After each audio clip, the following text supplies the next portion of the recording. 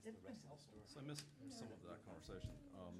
Has the BAR approved AstroTurf before? It's Owl Cigars. Owl Cigars, all right. And We all got it that's wrong. it. I got it. Not that I recall. So this will be somewhat precedent setting. Well, we need to be clear about that if we.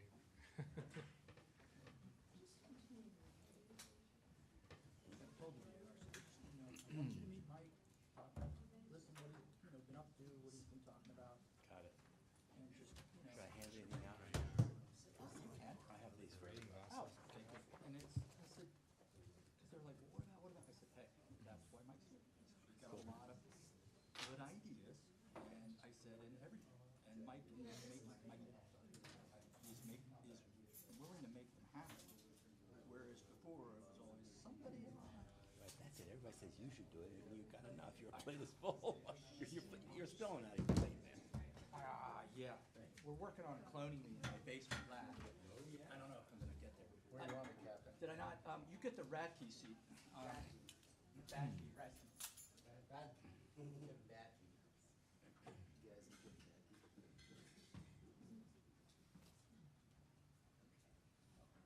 You sit over here in the playpen with me. Yeah, Molly had a issue with her son, had to pick him up. You want me to put this back there? Yeah, he's not coming. He bailed on us.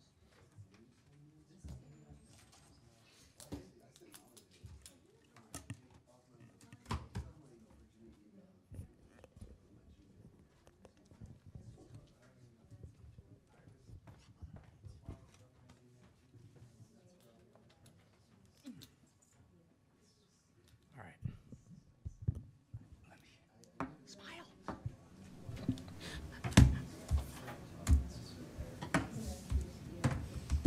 Are you Annie? Nice to see you. Nice to meet you.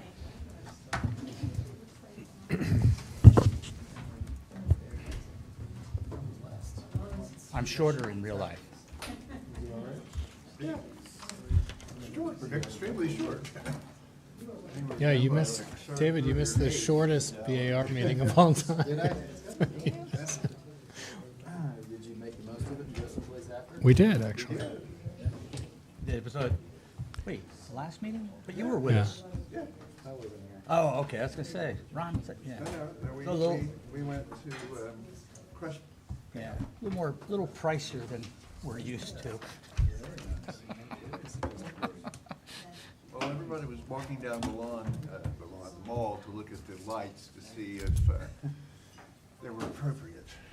And the water fountains, because they were watery. All right, we ready? Let me get logged in, but if you wish, you can certainly start, but you may have to wait. I'll start with our introductions and welcome. So, welcome everybody to the regular monthly meeting of the Charlottesville Board of Architectural Review. The way this evening will unfold is that staff will introduce each item that is followed by the applicant's presentation, which should not exceed 10 minutes. I will then ask for questions from the public, followed by questions from the BAR. After questions are closed, the chair, that's me, will ask for comments from the public. For each application, members of the public are allowed 3 minutes to ask questions and 3 minutes to offer comments. Speakers shall identify themselves and provide their address. And if you could help us out and speak clearly into the microphone so that those following along online can hear us. Comments should be limited to the BAR's purview, that is, regarding the exterior aspects of the project.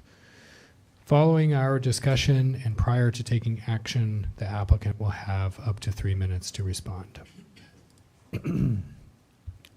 Tonight, the first item on the agenda are matters from the public that are not on the agenda or that happen to be on the consent agenda. Tonight on the consent agenda, we have the meeting minutes from March 21st, 2023, and 485 14th Street Northwest, a certificate of appropriateness application. So is there anyone from the public that would like to speak on something that's not on the agenda or on a consent agenda item? No? I assume no one online? Just speak up if we do. Okay, thank you very much. Okay, so that brings us to the consent agenda. As I mentioned, there are two items, the meeting minutes from March 21st of this year, and a COA application for 485 14th Street Northwest. I'll move to approve the consent agenda. Second? All in favor? I have in the meeting minutes, Yes? and I can't find exactly where it is, but I'll just say that it's a comment I made, and the minutes say something about stoicism, and it should be historicism. Okay. I'm sorry, who sent it, seconded it? I did. All right, thanks. You guys okay with that Yes. as amended? All in favor? Aye. Aye. Any opposed? Abstentions? Okay, thank you. That brings us to the first item of the evening, which is, sorry, that's extra information here. I'm getting used to my new 180 glasses, so I'm not, I know. And I didn't bring my reading glasses this evening, so.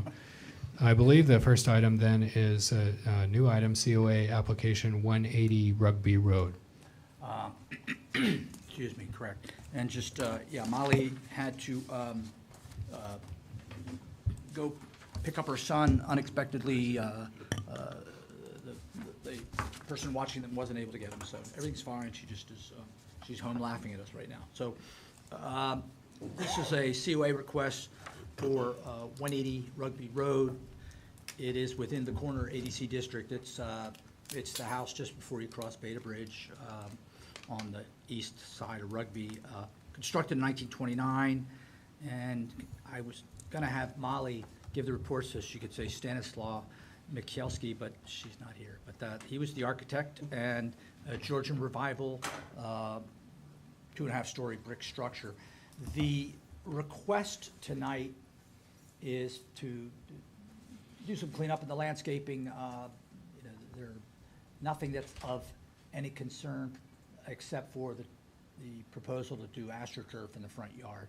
So there are some stone and gravel pavers, there's some lit bollards in the rear, some repairs to the bricks, trimming of the bushes in the front, and 2 brick piers which would be constructed there at the front sidewalk. So we had, I said otherwise probably would, except for the turf, would have been consent agenda. A couple things just to make sure we clarify in the discussion. No dimensions for the brick piers or the heights, so we suggest just get that clarified. And if perchance the issue with the turf leads to further discussion, you can, a number of things that I've outlined in the staff report, I'm sorry, Rip, you could exclude it, omit it from this COA. You could, possible if it seems that there's support for it, but maybe there's some questions about how it's worked into with pavers. You could approve the COA and have some conditions that allow me some flexibility. So those are my suggestions. Is Ian, he is here. And do you all have any questions for me on this one? And I would, again, just say, as I noted in the staff report, this is, I've gotten several questions about this over the years, and I've always said no. But so far this year, I've had a couple. So there is, it's something that people are asking about, and you all last month, I was a little surprised that you responded with sort of a willingness to entertain it. So in the discussion, I know we're talking about this site particularly, but I also asked some questions because this is possibly going to set a precedent, and it would be helpful for future requests if during this discussion you addressed some of those things. So Ian's here if you have any questions for him. Is there anything you'd like to add, Ian? Yeah, I think Jeff summed it up. Unless you guys have any questions specifically about the proposed changes. I do apologize for the lack of dimensions on the pillars. You can kind of see the ghost of them where they were cut off in the PDF. The intent was 36 by 36 by, I believe, 48. Yeah, I actually, added those. It's in the staff report. Okay. You and I can, yeah. Excellent. I'm sorry, what was that dimension of? 36 by 36. what is it dimensioning That's the the piers? pillars, yeah, the piers So by piers the in sidewalk plan entry. Are 3 feet Correct, square? correct. Do we have drawings of those piers? We had an example picture that we Yeah. sent over, I believe was Which is attached a to the, much smaller pier in the photograph. that's accurate. You know, 3-foot square pier is a hefty pier. Yeah, Squat. the intent was to take up some of that extra space on the sides of the walkway so that it didn't become quite such a mud pit with people cutting across it. Okay, the piers you show in the example are 18 inches. Or actually, let's see, 24 inches, sorry. No, 16. Two bricks Oh my wide. gosh, 16 is quite small. Well, let's see if there's any questions from the public. Is there any questions from the public here in the room or online? Questions from the board?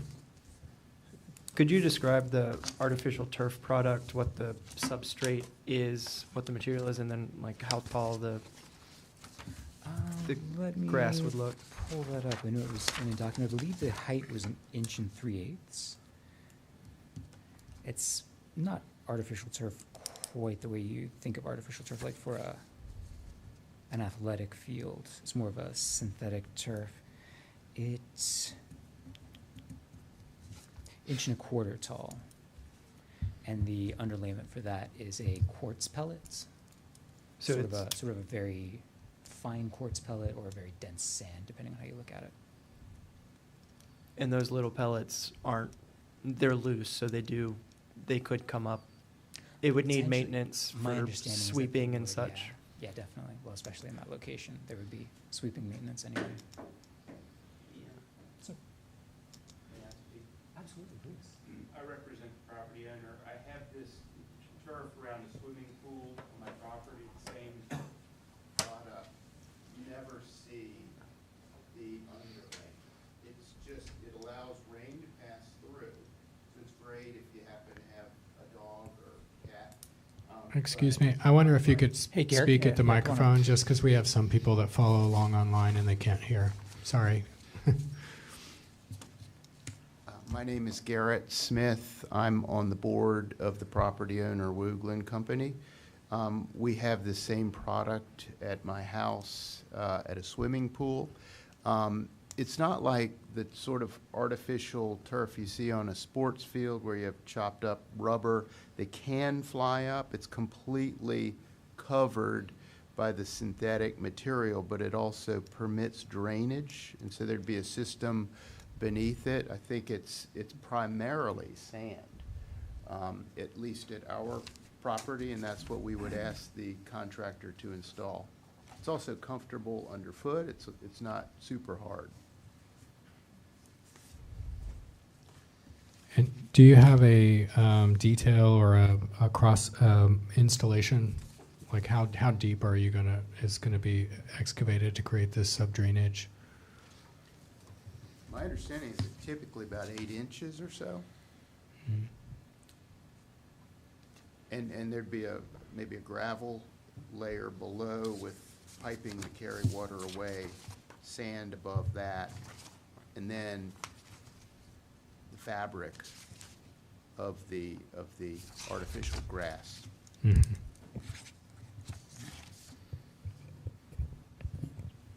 I just have a question about the intent. Why are you choosing this over just a more durable material, like adding brick on either side of the walkway or stone paving? Something that would clean better and probably take wear and tear better, not fade. I think this is more appealing for the students. It's attractive. Originally, it was a grass yard. If you see it, these two halves of the yard are quite small. And right now, it's just hard-packed clay. It's just packed dirt. Mr. Bailey may have seen has seen a similar material, or actually the identical. We're ordering it from the same people, and so he could comment on that. But the idea is to make it comfortable for students to feel like a yard rather than a parking lot or a playground with hard surface. This lasts pretty long. It's probably got a 5, 7, 8-year life before it gets kind of flattened out. And you can rake it up and clean it up rather easily with a hose because water flows under it. Thanks.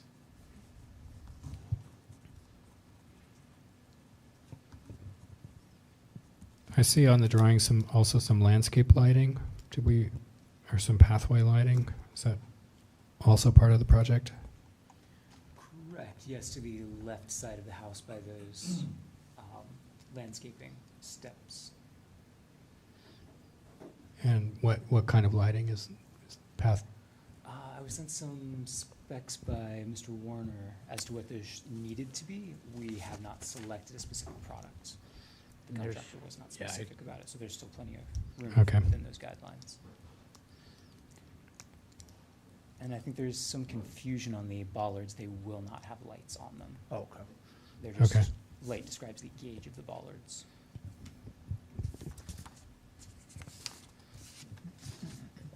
I think the goal of that, the landscape lighting is just to illuminate the stairs and make it safe. It would be downward facing and would not project upward. That's certainly the goal.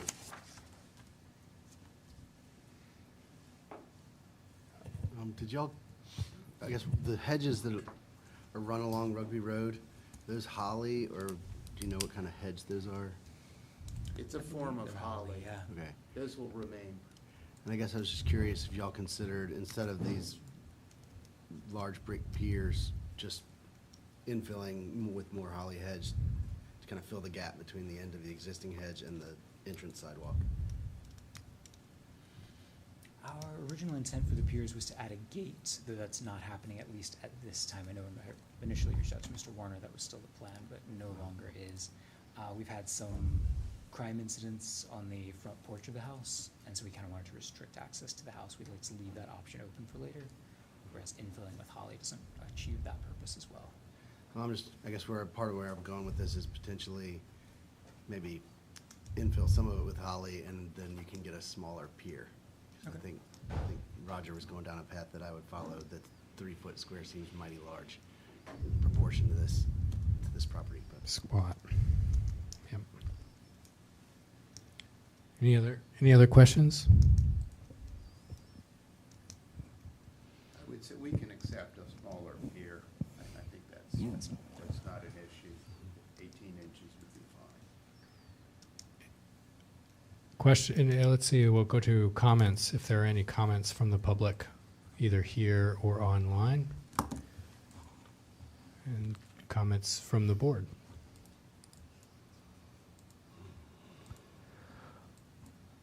I'll just start by maybe saying, I think this is, I hope you guys understand that we haven't approved artificial turf frequently, if ever. And so there's understandably some caution to considering it and making sure that if we do so, it's specific, it would be specific to this project. I for one, given that it's a new material and not, feel like I would really want to see a sample of it and also understand how it's constructed. I think you could understand that one of our concerns is that it's appropriately, if it were installed, that it was appropriately installed for a durable installation, not going to end up failing and detracting from the neighborhood and the house. Other thoughts or comments about the grass or other aspects of the project? Yeah, I think, given that this is a pretty significant house by a noted architect, the front piers are really important to this, and more so than just size, I think, I would want to put a qualifier that we would want to see a drawing of what these look like. Because it's, really character defining. In my thought, even more so than the grass, which is behind the hedges, those piers are gonna make a statement. Yeah, I think the detail of that, that's incorporated into the pier, the proportion, the way that the cap integrates, it'd be important to see how it integrates with the whole. Yeah, the height, landscape. I agree. It'd be good to see a drawing. And then, I guess in terms of site design and elements, under plantings, select mulching and edging materials carefully and do not use plastic edging, lava crushed rock, unnaturally colored mulch, or other historically unsuitable materials.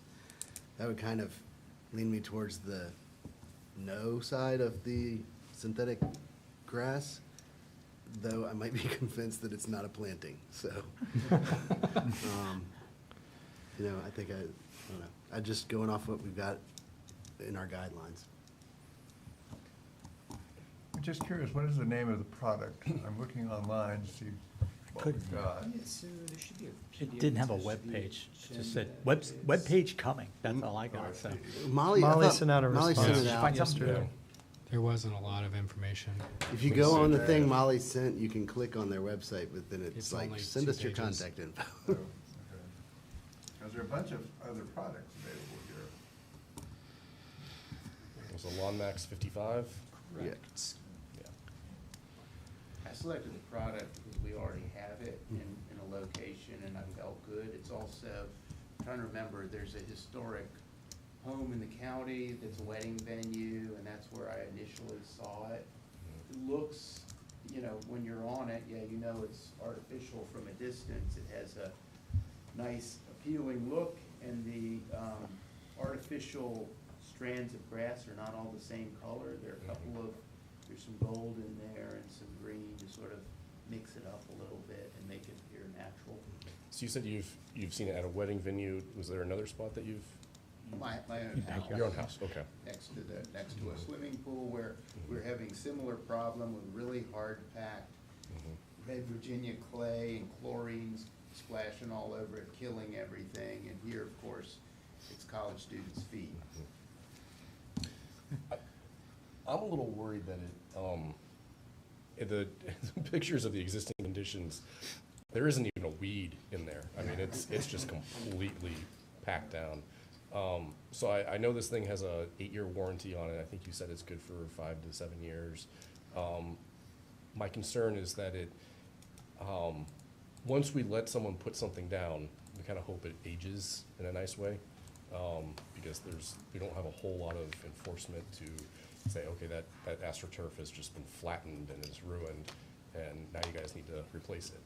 So I'm a little worried about that. It's a really small yard. I personally, I think it'd be more appropriate if you just use pavers. You can clean it, you know, if a college student throws up on it, it's not gonna be there forever. I mean, not to be gross, but it is fraternity. Yeah, that's kind of, I was one of the people who said I'd entertain this, thinking, okay, well, you know, people use it in their yards and whatnot, but this looks like a condition that needs something that's pretty durable. In regards to the artificial turf, I understand where you're coming from, is it feels nicer and would be much more comfortable to stand on for people that are in the yard, and obviously there are gonna be people standing in the yard, and that's why we can't have grass growing there. I, for one, think that it'd look better than having the dirt that's there now, and I think with the hedge in the front, I think it's pretty well hidden from view, so I'd be in support of letting the artificial turf be part of the project. There are different degrees of the product that I'm more used to it in an athletic field suiting, and have seen that it's supposed to last for a long time, and those rubber pellets do come up and doesn't last near as long as people have asked for. So you saying that it's not the one with the pellets that would come up to the top is, I think, appropriate for this application, whereas the loose pellets would not be as appropriate. Yeah, that's my kind of take on where the artificial turf is. May I address Mr. Schwartz's comments? I mean, I understand the issue of concern that it might wear out. The reason we're spending all this money is to make the place look better. When it wears out, if we're not satisfied with it, it'll be replaced with pavers. If it's great, we'll replace it with whatever the best material is 8 years down the road or 10 years down the road. It is our intent, not that this is not gonna last forever, we know that. We intend to maintain the property nicely, and I understand your concern, but. So, I think this house seems to be maintained pretty well, but I think it's some of the, there's precedent in the area that unfortunately has got me worried. Seems like a lot of houses get fixed up and quickly run down very quickly and are not fixed back up again.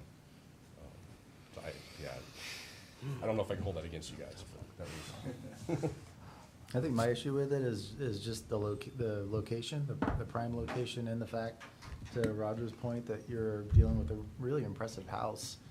I mean, I think that, you know, in your case, it sounds totally appropriate to have the turf around the swimming pool. You know, in tough places, it makes sense. But here, it's just, in the same way that the piers need to be, well, you can do a service to the building if you design the piers appropriately. And I think the same issue applies to the landscape. And I feel like it's a missed opportunity in a way to just put the astroturf or the, you know, artificial turf down. And particularly, the fact that it's such a small yard, you could actually do, you're not dealing with a ton of square footage. So cost of the artificial turf versus the cost of a nice paver, you know, it's probably fairly on par. I agree with Mr. Schwartz over there that, you know, there's sort of a endurance of a paver, no matter what happens to it. And I think that a paver system, a really nice paver system, can enhance. You don't have to worry about the turf fading. You don't have to worry about, you know, whether you've got 3 years out of it or 5 years. A good paving plane is always going to look good. It's always going to, you know, enhance that. No matter what happens, no matter what they write on the walls or what is thrown on the paver, you know, it's always going to be substantial. When you walk down a city alley, even, you know, old brick city alley, there's always sort of an endurance to it, an authenticity. So that's just how I feel about it. I think for me, it kind of boils down to location and priorities of the kind of building that you're dealing with. And my thought was, it's a yard, it's not a parking lot. And it's not a basketball, you know, playing area. We didn't want rock, we didn't want cement, we didn't want pavers, but if that's your decision, we understand. I felt that the grass would be more similar to what was originally there, but what will no longer survive under today's traffic conditions with, you know, hundreds of young feet. That makes total sense. Yeah. And let me just qualify what I'm saying. I'm thinking of that sort of paved front yard as a yard in a way, a beautiful thing, not a parking lot. I think I'm coming at it from the perspective of, you know, you put a couple of, you know, oversized planters, you can really soften the edges. You can make it a really beautiful space for what it is. So that's where I'm coming from. I'm not proposing a concrete pad. I think the applicant actually had a good point in that this is a substantial house by an important architect, and the architect designed it intending for there to be a grass lawn in front. And, you know, the historic photos, at least the ones in the survey report, had like a log fence surrounding it, so you'd see it a lot more. And I think to Tyler's point, you know, the hedges would help kind of mask the artificial turf. Especially if you were able to kind of close the gap some with up here and possibly infilling the hedge of the holly. So I think there, you know, a brick paved surface there, it's a lot of brick already, you know? So I'm actually kind of leaning towards the AstroTurf. But I'll also Yeah. say, I'd rather this come back to us with a drawing in detail of the piers. Yeah, I absolutely agree that there's more information lights. that's necessary. I tend to agree with Mr. Whitney and Mr. Zemer. I think that the things going for it in this application is that it is very small and that it is screened. I think that I think it would also probably perform better for the kind of infiltration, not creating another additional drainage problems that could come with too much paved surface. In fact, there may even be some zoning issues with having the entire front yard paved. Yeah. I don't know that that's allowable, but it's also not my realm. I guess I wonder and I do think that if we were going to approve a product like this, we would need to see a sample of it. I think that's fair. I think also an installation, either a manufacturer's recommended installation. I think we need to understand from not just from you, but from any subsequent applicants that it's a material that's going to be is not thrown down and is installed with the care that is necessary to make it perform. But I also agree that those brick piers are super important. They're going to be difficult to design appropriately. They need a little bit of thinking about them to see how they relate to the house. We don't want them to feel necessarily that they were from the original, but they should be complementary. There's some guidance in our guidelines about how that gate, any gate or pier might be designed. How many feel that, I wonder if we could do to give them guidance about the grass. Does anybody feel that either the grass or the piers are just not acceptable in any case in this condition? I need some convincing, but I think some more, the materials that Breck mentioned, some photographs of this same product installed, sample would actually be really nice. If I wanted to submit a physical sample of the material, could I bring that to Mr. Warner for the next meeting? I think so. Walk down the street.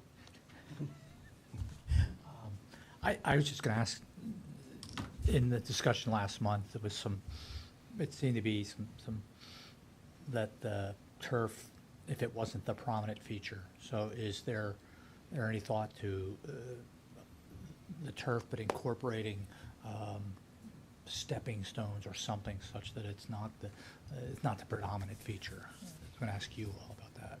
That was my sense after the meeting last week, so I have to throw that back out there. I think that would be complicate installation and performance. I mean, I think I'm against the turf, but I think I'm in the minority, so I don't have to worry about it. And it would be helpful if you were, asking, because you can certainly defer, they can as well, but if the turf appears unacceptable, it would be really good to express that tonight. If there are, otherwise, if there are things we want to see, I mean, not saying you're saying yes, but if it's an absolute, it doesn't matter what the product is, I think it would be fair to let them know tonight. So you want to do a straw poll? Straw poll or an artificial straw poll or a paper straw Well, poll? we were kind of in the midst of it, and only David has spoken up so far. Yeah, I can live with the turf. I think that there, for many of the arguments that Breck made about this application specifically, I think it could work. And just to be clear, I'm not against having piers here.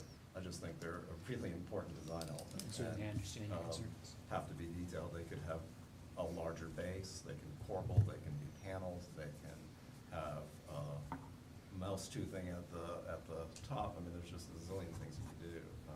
Again, without copying the detailing of the house, but that could be a positive, it could be a beautiful thing. And assuming you are going to withdraw the COA this evening, if you're going to bring back stuff, I'd also like to see the lighting product that y'all are thinking you would use in the next time. Yes. Yeah, so it'd be sample of the grass, installation, detail, the lighting spec sheet, and the a measured elevation of the proposed piers. Understood. So there, if you choose to defer, then you have a little bit of flexibility about whether you come back next month or the month after. If we defer it, then it will be next month, and the deadline is in just probably in about a week or so. Right. So it allows you to bring it back when you're ready, essentially, by,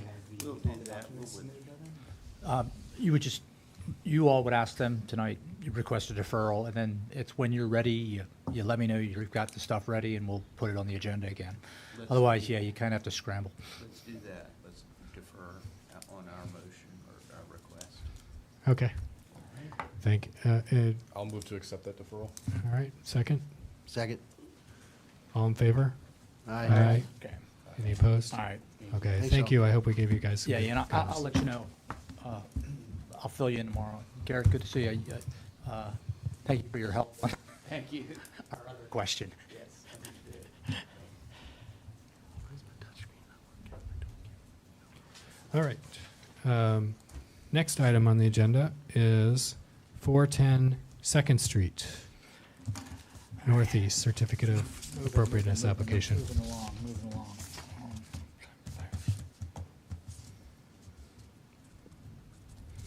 All right, so we have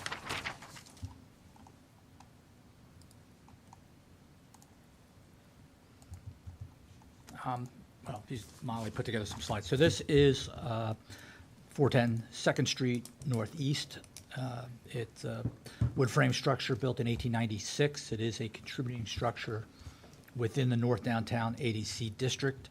And the request tonight is a COA for alteration to the rear. I think there's a prior addition that will be removed and the new construction will be added to it. Again, I apologize. Molly really took the lead on this month's staff reports and reviews. So I think the only comments that she had noted, one, she asked the question about the discussion of the rooftop deck access, and that is in the sense that this is a screened-in porch, but yet, is that it's still exterior, sort of. So I don't know, with a door, window, however, if that's an issue for you all on how that entrance is done. And then, but we otherwise, in our discussion, it reads as an addition, and that's the goal. Probably the only thing what we would suggest is that maybe the siding be spaced differently, just to at least allow that visible differentiation. So with that, I know Annie is here and drove all the way over the mountain tonight I promised her a really interesting discussion about AstroTurf and rehabilitating historic signs. So I'm not sure I delivered on the first one. All yours. Hi, I'm Annie Matat, architect with Fraser Associates, and we're here representing Sherry Craft at 410 2nd Street Northeast, and Sherry's here this evening, just in case we have any questions for her. I've never presented to you all before, so I don't know how you prefer me to go through this, but I can just make a quick summary of the project and then answer any questions. And I have the images from you can tell me to flip through or however you wish me. Okay, great. So the existing house, as Jeff mentioned, was built around 1896, and it's a sort of Queen Anne style two-story frame house. There is a one-story addition on the back, which you can see up here in this existing south elevation. And that was also constructed by 1902. It shows up on the Sanborns then. And so the proposal is to expand the footprint of the house on the rear, just essentially filling in as far as we can go, as far as the setback lines allow us to go, but staying stepped back a little bit from the existing side elevation. So essentially that one-story addition would be increased to a two-story mass, and then we would build out that footprint.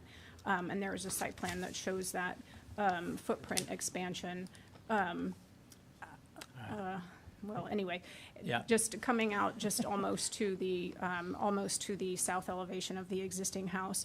The rooftop would be flat with, as Jeff mentioned, a new sort of dormer coming off of the existing roof that was set underneath the existing roof line, and would have essentially a flat roof on it and be clad in a metal that would blend in with the existing roof.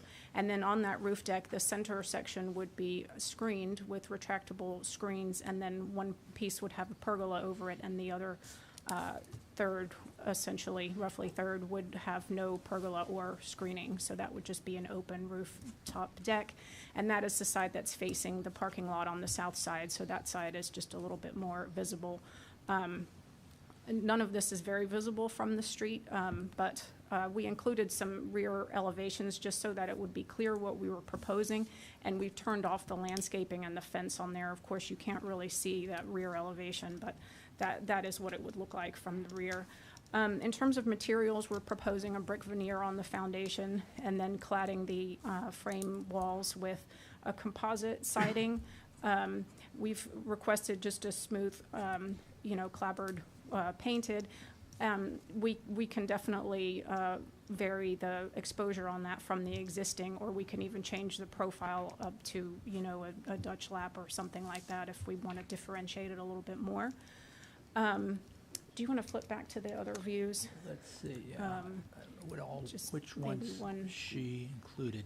That one, yeah. So Okay. that just shows it a little bit better from the street and from the side elevation. So there's a little box bay on the side there too. That has also a standing seam metal roof, and the idea is that that's pre-finished, mechanically seamed metal that, would be appropriate historically, but not exactly the same as the existing pre-finished half-round aluminum gutters with round downspouts. We did ask for a little bit of flexibility on some of the materials for the windows, aluminum clad or fiberglass, as long as they are simulated divided light, and they're 2/2 double hung. And the reason we ask that is just to, in terms of lead times and cost, we just like to give them a little bit of flexibility if we can approve both, if you're willing to do that. Then the deck on the rooftop deck so the trim would be composite, also painted with a smooth finish. The rooftop deck would, and again, we're kind of towards the end of schematics. We haven't launched into construction documents yet, so we've asked for painted or stained just to give them a little bit of flexibility as we make all these fine decisions going forward. Railing, wood guardrail with wire mesh panels. We looked at a cable railing, but there were just some safety concerns with that with small children. So, and I think that about sums up the materials that we've proposed. Are there any questions that I can answer? Okay, do we have any questions from the public here in the room or online? Questions from the board? What is the existing siding? The existing siding is wood painted. So there would already be a difference in material.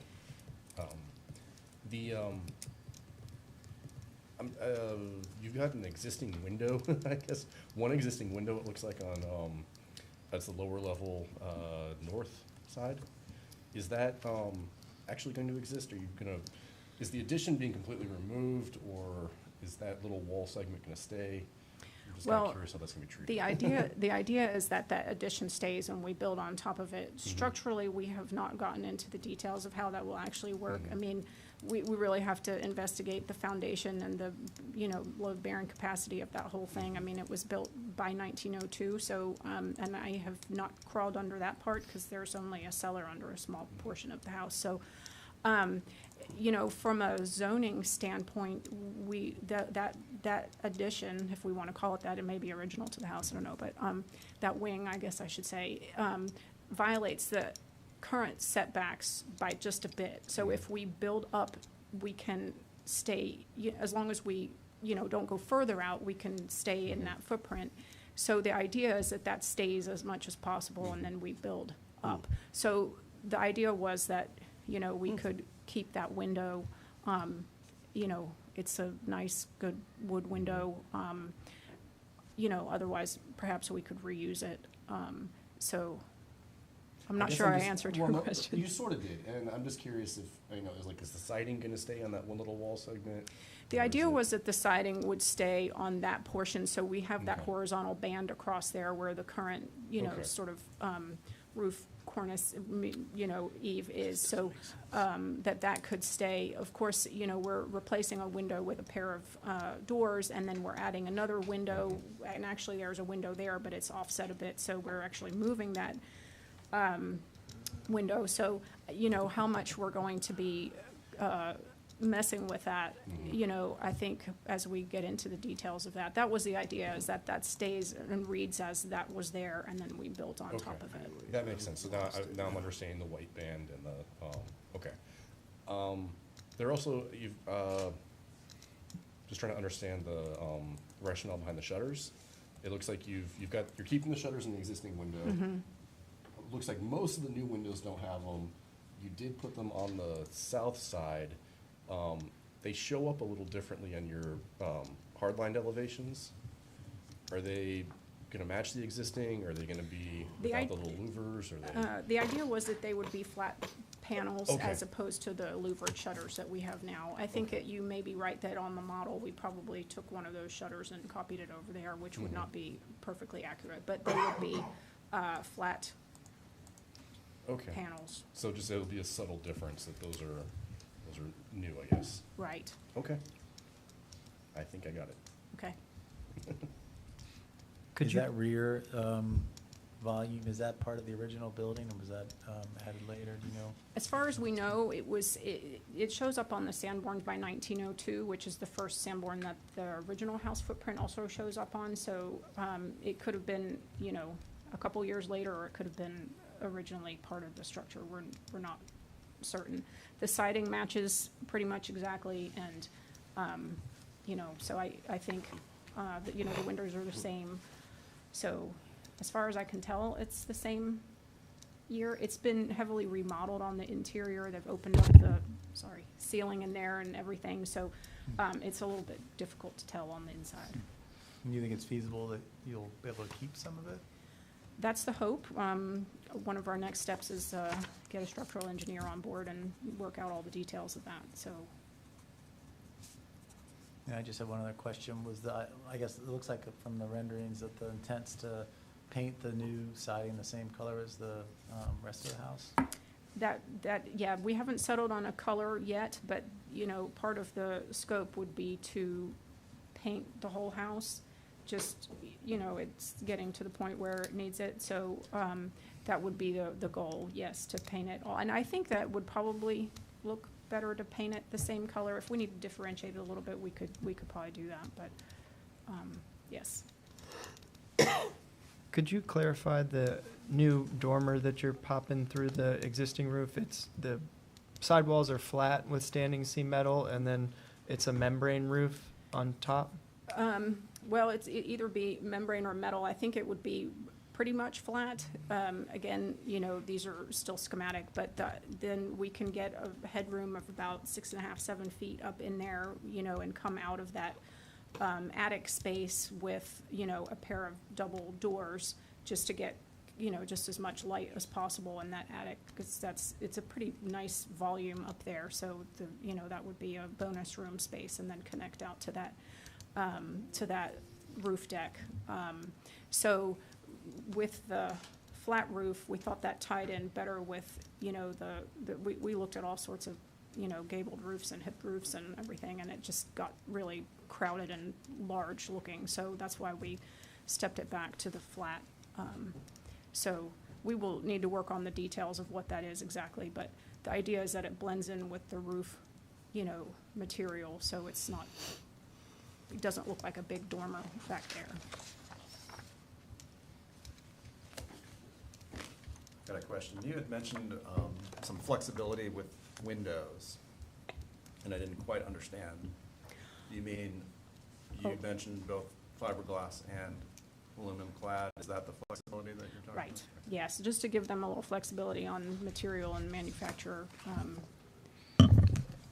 in terms of, Yeah, the only thing I would offer, those are fine, per the guidelines, is that if it's simulated divided light, then that the requirement of that internal spacer bar, typically what we request. Could you say a little bit more about the wire mesh on the rear, on the roof terrace, and also you mentioned either painting or staining the pergola structures? What's the aesthetic intention back there? I think that with the metal mesh, the image that, came up from the client was almost, I hate to use this description, but, that sort of modern farmhouse aesthetic where you have like the panels in between they wanted something a little more open than, vertical pickets. We looked at a cable railing, but because there are young children, they just, even though by code we're allowed to do that, they didn't feel comfortable having the horizontal. So this was a way, and so we haven't picked an exact mesh yet. I mean, I don't want to bring to mind a hog panel when that's not really what we're going for. It would be, more refined than that. But, wood top rail and bottom rail and then a metal mesh in between, just to allow some visibility through there, since they're kind of looking down, as much as they are out, since they're up so high. Mm-hmm. Does that answer your question? Yeah, and the pergola and the columns? So we've looked at both painting and staining it's hard to see on the screen because it's a little bit washed out, but in our rendering, we sort of painted them a gray color to match with the, to go one shade darker than the siding. But again, we're still working on paint colors and things like that. So, I think the staining might be a little bit less maintenance than painting, but just aesthetically, we haven't quite pinned that down yet. So I'm not sure if it's okay to ask for permission either way, or if you all have a preference one way or the other, then obviously we can go that direction. Any other questions for the applicant? Okay, we'll go to comments. Any comments from anyone here in the audience or online? And from the board? I'll just follow up on that last one. I think that it's I think that one of the concerns maybe about this project is just how tall that rear structure gets, and so I think from my point of view, I think it's fine. I don't think it's going to detract from the neighborhood or the house.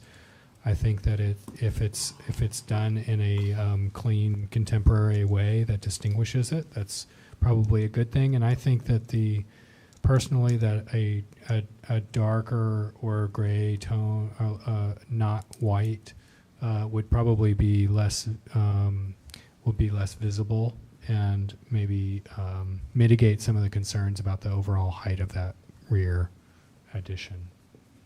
Not sure how others feel about that. Otherwise, I feel that the addition is generally within our guidelines. I don't have major concerns about it. If I can just offer on colors, typically if we have our guidelines for a certain period of house, a certain palette is appropriate. So when folks will say, I'm painting my house from, light gray to, beach brown, I say, yeah, that's fine. So while, a color may be preferred, and I certainly you all are welcome to do that, but, it's possible someone in a couple of years will call me and say, we're we're painting this house, and I will just simply kind of evaluate the color scheme. So if that helps with your discussions. I'm fully in support. I agree with Breck about the colors, I think, but in general, I mean, you're doing some really nice subtle things to differentiate old and new. I don't think you need to do anything special with the exposure on the siding, because it's already going to be smooth versus the existing wood. It's, you know, the way you're treating the windows and the shutters and everything is really subtle. I think it's, yeah, it all works really well. Thank you. So I'm in support. Thank you. Oh, lighting.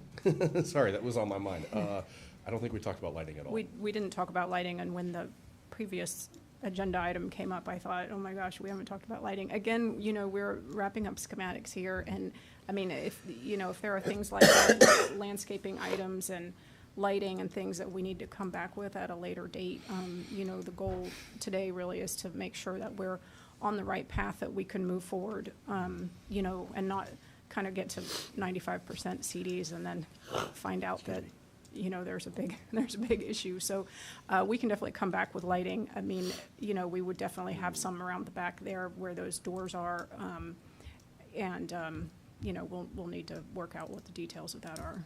Jeff, is that okay? Yeah, that's fine. I tend to differentiate between, if it's a commercial project, obviously lighting and all of that is a big deal, and we know our standards. And although we'll have to talk later about, I now hear 3,000 should be 2,700. So, but for residential, you know, and I've struggled with this. I mean, I put on my front porch, I put a light bulb in, you know, when I need it. I guess I ask myself, so I give myself administrative approval. But it's. I think my concern is, I know Yeah. you're surrounded by parking lots, so it's a little bit, like, does it really matter? But I think there is a neighbor to the north, and just having something big and bright in that pergola, Right. shining down on everybody, I think that would be problematic. You know, that is a good point. I was thinking about the lighting down at the lower level there, but you make an excellent point about the pergola lighting. So we will definitely take that into consideration, because it is up very high. So is that a detail that we can come? Well, yeah, and I would say, you know, the point is, I don't think we've ever approved the fixture. That's never really been, it's primarily been a question about lamping, and relatively simple to resolve. I think where we had it at some of the fraternity houses when they had those spotlights up high. But I mean, again, it's another one of those questions for later. It's like, we don't approve mailboxes or the letters that go on a column. So We've looked at light fixtures on houses Okay. before sometimes, but Oh. it's, yeah, I mean, I think if we just avoid something that's big and bright, that shines onto the neighboring property from the third floor. Would you be willing to let that be an administrative decision? Yes, I would. Yeah. I mean, it covered similarly to just the Rugby Road discussion. You use our dimmable, you know, 3,000K and all that. But when a residential project comes in, I mean, unless there's really a lot of lights, I've tended not to be too worried about it. This is an interesting, unique situation, though, where you're really up above the neighbor's yard. So I think that's a really good point that we'll definitely take into consideration in the design of that.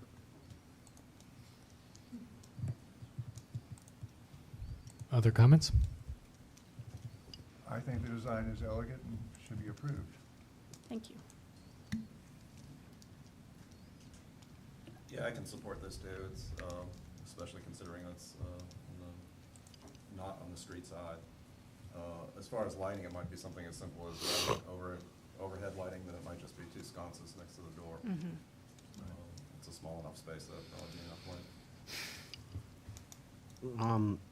On the, I guess, south elevation, the second floor windows, and Carl may have already talked to this, but the second floor windows that are over your sort of square bay bump out, those are new. That's right. So those have shutters, but all the rest of the new windows don't. Is there a reason why those do? In the model, they do. The homeowner really wanted shutters, not you, your daughter.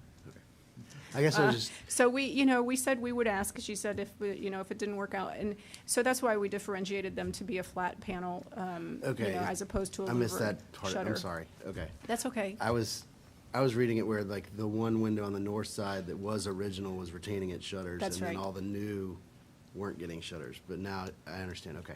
Right. Thank you. So they are slightly differentiated, but Gotcha. we are requesting that those do have shutters. I'm not gonna take your shutters away. Thank you.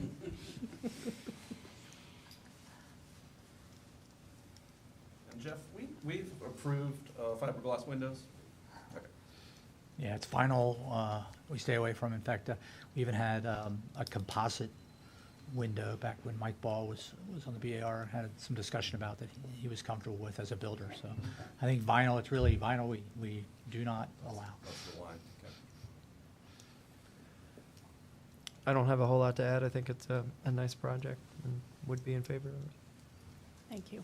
Neither do I. I just think that somebody mentioned, how you distinguish it from the old and making sure that there's, and like clear language of it being a new addition, I think is important.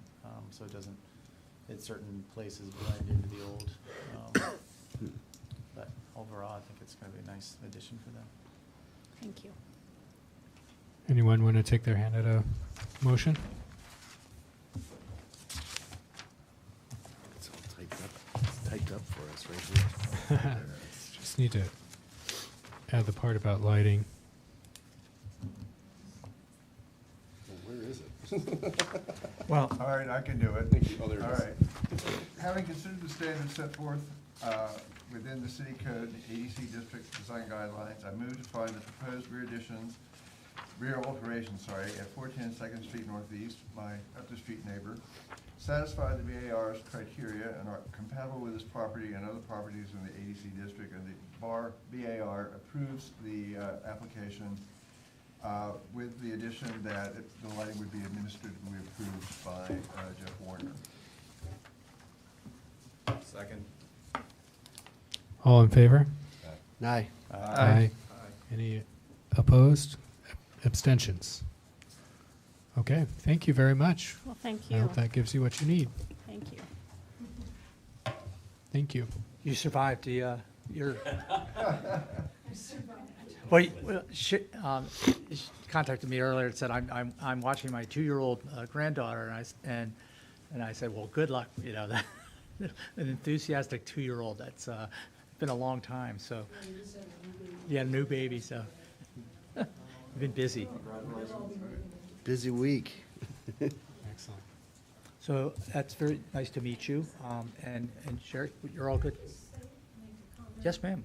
Comment about lighting, and I appreciate the concern, because, as was mentioned, the house is situated next to commercial zoning, parking lot that has had bright lights shining on all night, do you have any purview over any of that We would if they came before us with a request. with a request? If they were, for instance, doing, that would be where we have some, say, if it's not complying with the city's lighting guideline, ordinance, then it could be something that's taken up with NDS, I would think. But for us, it would really only be if they came before us with an application. Do you know if they changed them out recently? It's a long story. Mhm. No, I don't think that particular, they've renovated, Mhm. the building on the corner of High Street and Second Street. There's now lighting there as well. I don't know what the process was, to get situate lighting approved or not approved. Mhm. The one that's been there has been, it's just really concerned. Yeah. Mhm. No, the other one. And then, well, It's Thank you. Best of luck. Send me a note about that. We could take a look. And I was wondering how things were going. So,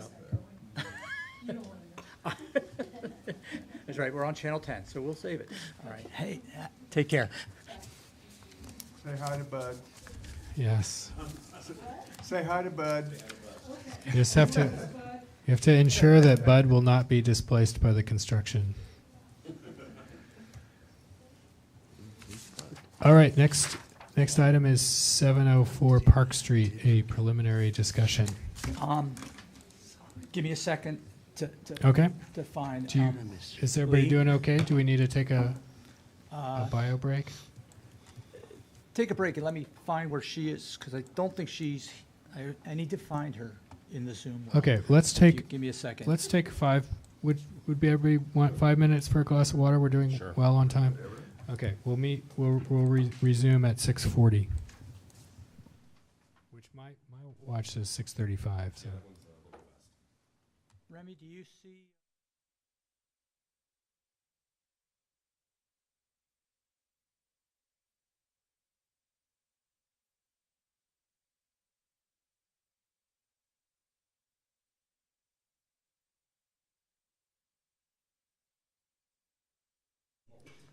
Yeah, she's there. She's there. All right. So Lee Boyce is, she's on my screen. Can I elevate her to panelist? It's a total oversight. All right, good, thanks. Like woke up. It's probably like, what, 3 in the morning over there, something. She is in Japan. Hi, Jeff, can you hear me? Yes, sorry. A little You startled. can hear me? Okay. Been a while since I've Zoomed. That's a good idea. Just resend the whole thing. No harm, no foul. She responded to the email. Hello from the inner sea of Japan. Hang on a second, I'm gonna, I just have to paste something here, and then I'm coming back.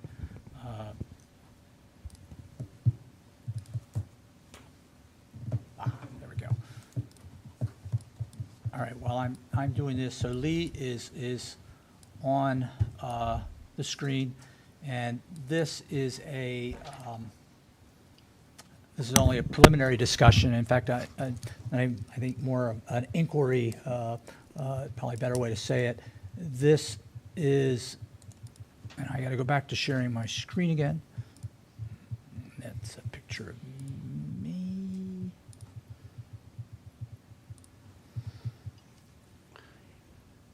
Okay.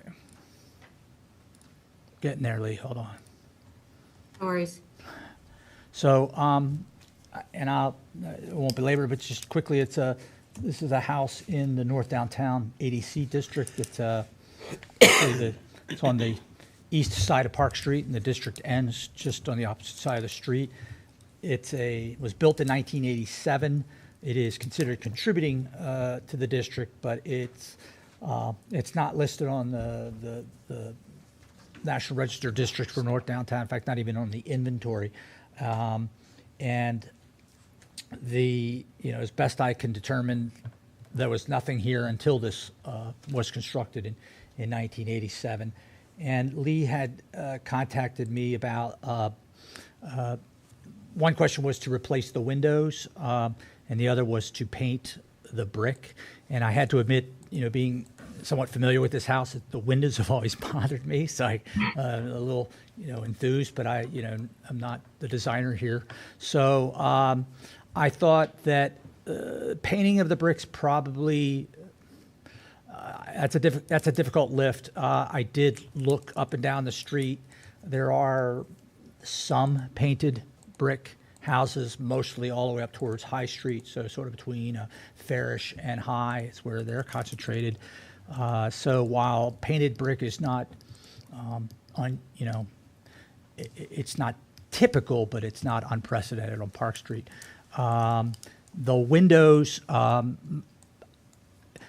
we're typically, when we're talking about replacing windows, the questions are, does it need to be replaced? What's their condition? Can they be repaired versus replaced?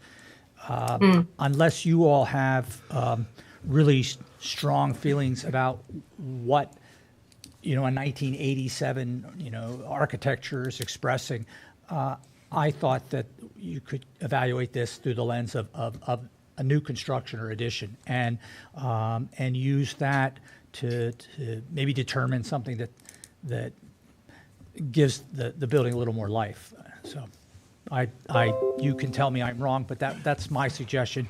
So, and really tonight, just to have a conversation with Lee on those. If you have strong feelings one way or the other, all we have are the photographs. And Lee, I'll hand it off to you. Okay, so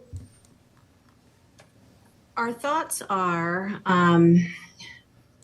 Do you have anything? I mean, are the pictures okay that I have up, or oh yeah, no, those are great. Thank you so much for putting that together. So the windows, the existing windows are all casement, and we don't love the proportions. I mean, this is, it's almost like this is a, you know, modern version of a, you know, Victorian vernacular structure. And in those cases of the historic, you know, Victorian, you would see double hung, you know, more vertical proportion windows. And I think that's what we were looking, you know, to try to, you know, alter the look of the exterior by, you know, have a more vertical window, like possibly taking down the pitch of the front porch roof, so that's possible. You know, potentially doing a bay, you see that a lot. I mean, I know we can't create, you know, recreate something that was, you know, built 100 years ago, but I think that the homeowner is just trying to get away from that, you know, sort of 80s look, you know. I mean, the brick is not old and it's obvious. I think if we are, you know, altering windows and creating a more vertical window, we're going to be patching brick as well. And so if we, you know, painting it or lime washing, you know, with a, you know, a lighter kind of a taupey putty color, I think would actually help the look of the house. We also talked about potentially converting the window that you're looking at right there under the covered porch into a French door, because that's the dining room. Just so that the porch could be more, you know, utilized and open the space to the porch and make the, you know, indoor outdoor feeling more open. So yeah, on the reverse gable ends, we would consider maybe bays, which is, you know, doing like a bay so that the windows could be a little more vertically proportioned. And I think I'll stop talking. Yeah. And, I thought I had the photo there. So the two views, you know, this is actually from the front, but which is not facing Park Street. So the way the house is oriented there, yeah, Lions Court Lane, I think. I thought it. So I have the images I can pull up if you guys wanted to look at it from there, but. Okay, well, this is a preliminary discussion, so this can be a back and forth and try to give you some guidance. Any initial questions from the board?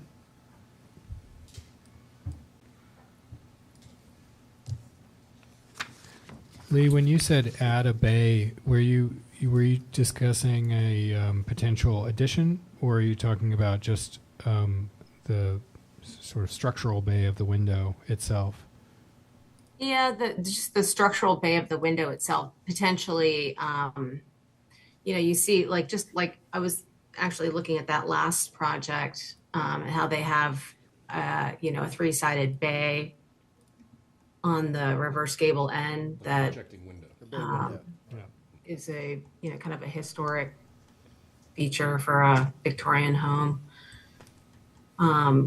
I haven't talked to the homeowner about that yet, but I just had that idea of like, Okay, well, so that would be one interesting way of turning, a double casement window into a potential, 3 windows that allows more light and just, to me, would look better architecturally. Oh, I had a question about, you said you would lower the roof pitch. Is that on the porch? Right. Was that to get like a longer or higher window above that? Yeah, a lower sill. Yeah.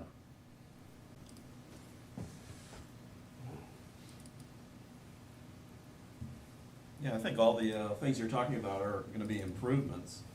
And I don't know how you all feel, but painting that brick is only going to help it. That's a really commercial-looking brick. And, we're talking about veneer brick with a vapor barrier and an airspace and weeps if it was done in 1987. So there's no issue of painting masonry like there is in a historic masonry house where you're trapping moisture. I think it would be an improvement. Yeah, here we go. Yeah, when, last time we talked guidelines, forget how long ago that was, I think one of my suggestions was, instead of saying don't paint brick, it was don't paint historic brick. Right. And then for windows, I forget which board member said this years ago, but they were kind of made their differentiation between what's historic and not based on, I think, World War II. So I know that's more than 50 years, but it kind of, between something that was handcrafted and something that was, created by a robot and a machine, I think that's kind of the difference we're looking at. And it's, obviously 1987 windows are not. Yeah, my response typically, because I do get a lot of questions about painting brick. First and foremost is it appropriate here? And the age of the brick, and then even if it is appropriate, if it's an old building, then what's the material you're going to paint it with? There is a right way and there's a wrong way. And but a big one also is, regardless of age, is reversibility.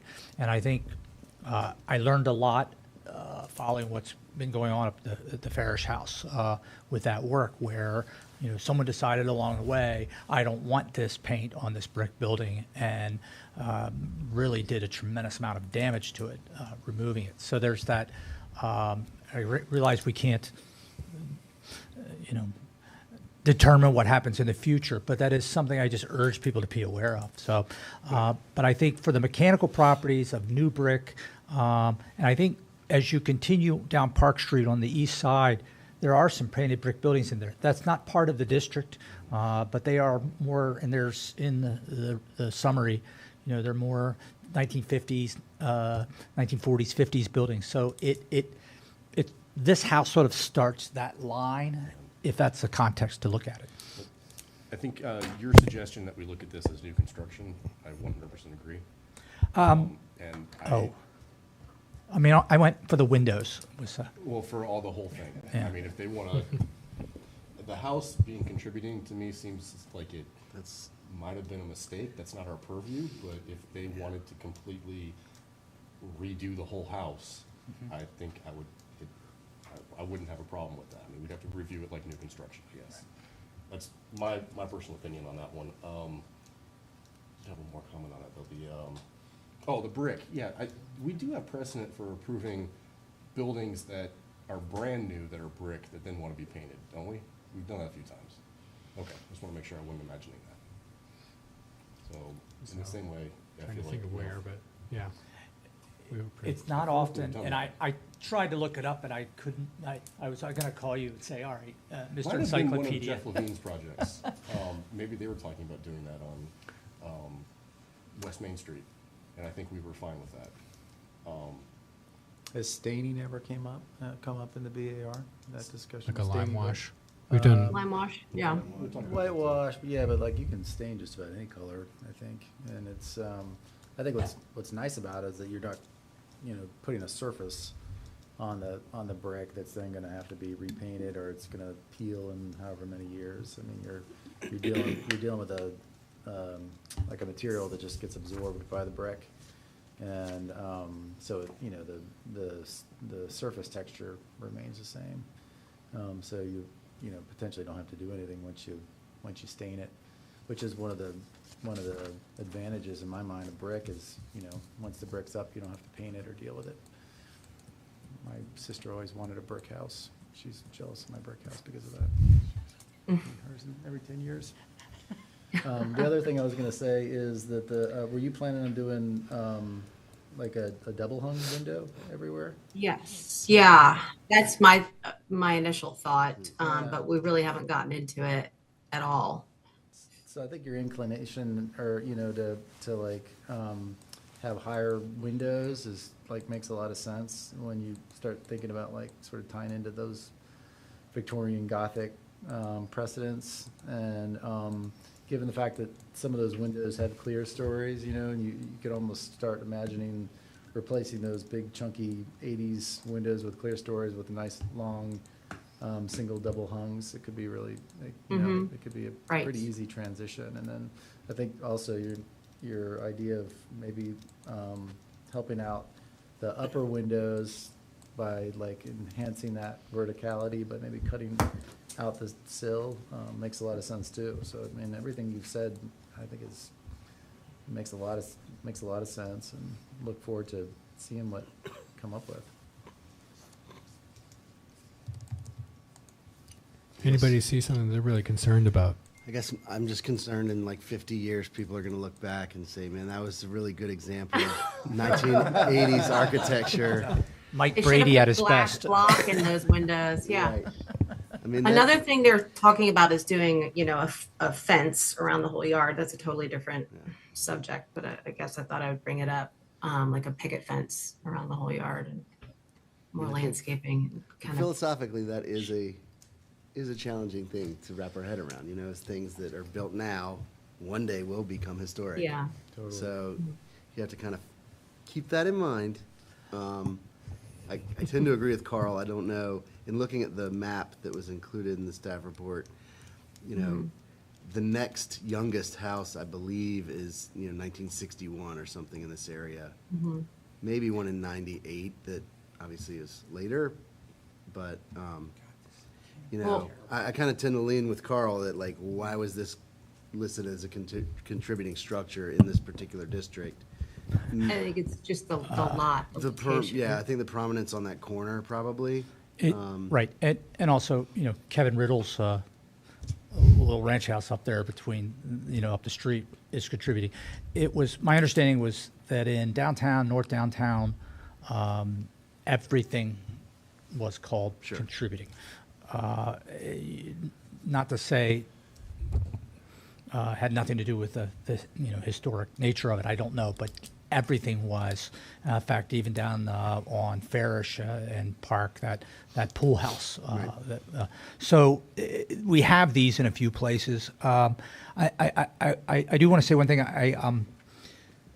When I talked to Lee first about replacing the windows, I wasn't envisioning changing the masonry opening. So I think that should be something you could, you know, again, preliminary discussion, but offer some guidance on, because we are shifting into that kind of completely changing the architecture, and to what extent that tipping point goes too far.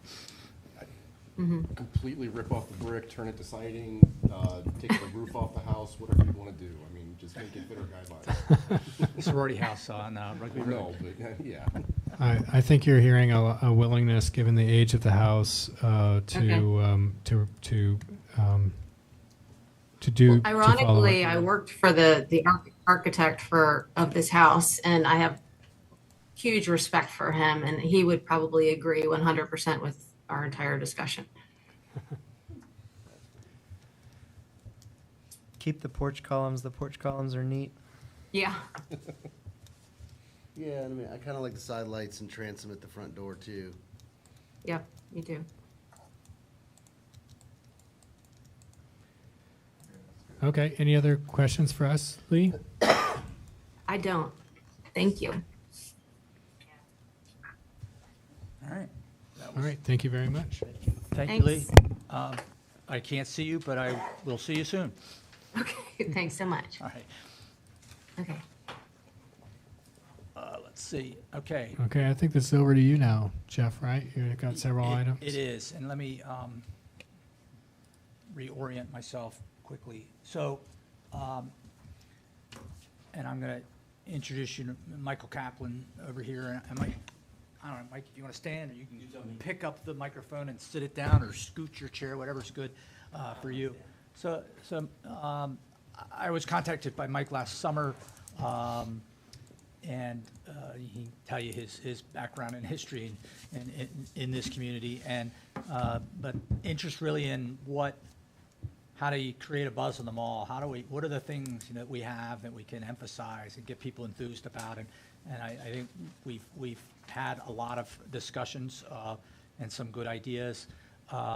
Here, just there's 3 of them tonight and I just said, let's sit down with you guys, get to know Mr. Kaplan, and talk about the ideas. I will say that the easiest ones, and I'm going to stop this share and share this. And I'm going to, come on. I'm going to skip past this. Please tell me it's here. All right, I created a bunch of images, and they're not here. Mike, introduce yourself. I'm going to find these Okay. while I... My name is Michael Kaplan. I was born here in Charlottesville in 1951 at the University Hospital. My dad was a professor at the law school, and we lived here till I was 10, and then we moved up to D.C. when he took a job in D.C. And but we came back always, all weekends in between, and I came back here to law school myself, and 3 years ago moved back here full time. We live out off of Woodlands now, and I'm absolutely delighted to be here, and it feels exactly like what being at home is supposed to feel like. And I got here just at the start of the pandemic, and I went down to Main Street, which is what I always do. And for me, the Main Street is full of ghosts that I see things that nobody else sees. They aren't there anymore, but through my rose-colored glasses, I see the downtown athletic store where my grandpa took me to get a football, and I see Young Men's and Boys shop where my mom took me to get my first blue blazer, and I see Miller and Rhodes, and on top of Miller and Rhodes was a place you could get a lemonade. So Mom got me this jacket, and I put it on, and we went up to the top of Miller's and Rhodes and got a lemonade, and I felt like a king. So when I came back 3 years ago and walked on Main Street, I was stunned at how bleak it looked. It looked, there were a lot of vacancies, and there was a lot of deferred maintenance, and there were no people. And I thought, this is bad. This is bad. What's up? So I started attending meetings of the Downtown Business Association, and at every meeting they went through a litany of all the things that needed to happen downtown, and why wasn't somebody doing something about it? And I said, that somebody is us. You stop saying it's him, it's us. So let's get going. Let's make a list and get going. And that's what we've been working on. And we stood up a new nonprofit, Friends of Seaville Downtown, to get tax exempt status so we can get some donations, which we've been getting, because everybody loves downtown. And if you come forward with a legitimate idea, people will say, how can I help? Which is one of the great things about being back in Charlottesville. And so the mission is to make sure it's clean and safe, to make sure the infrastructure is in good shape, to make sure it's beautiful and alluring and inclusive and economically sustainable.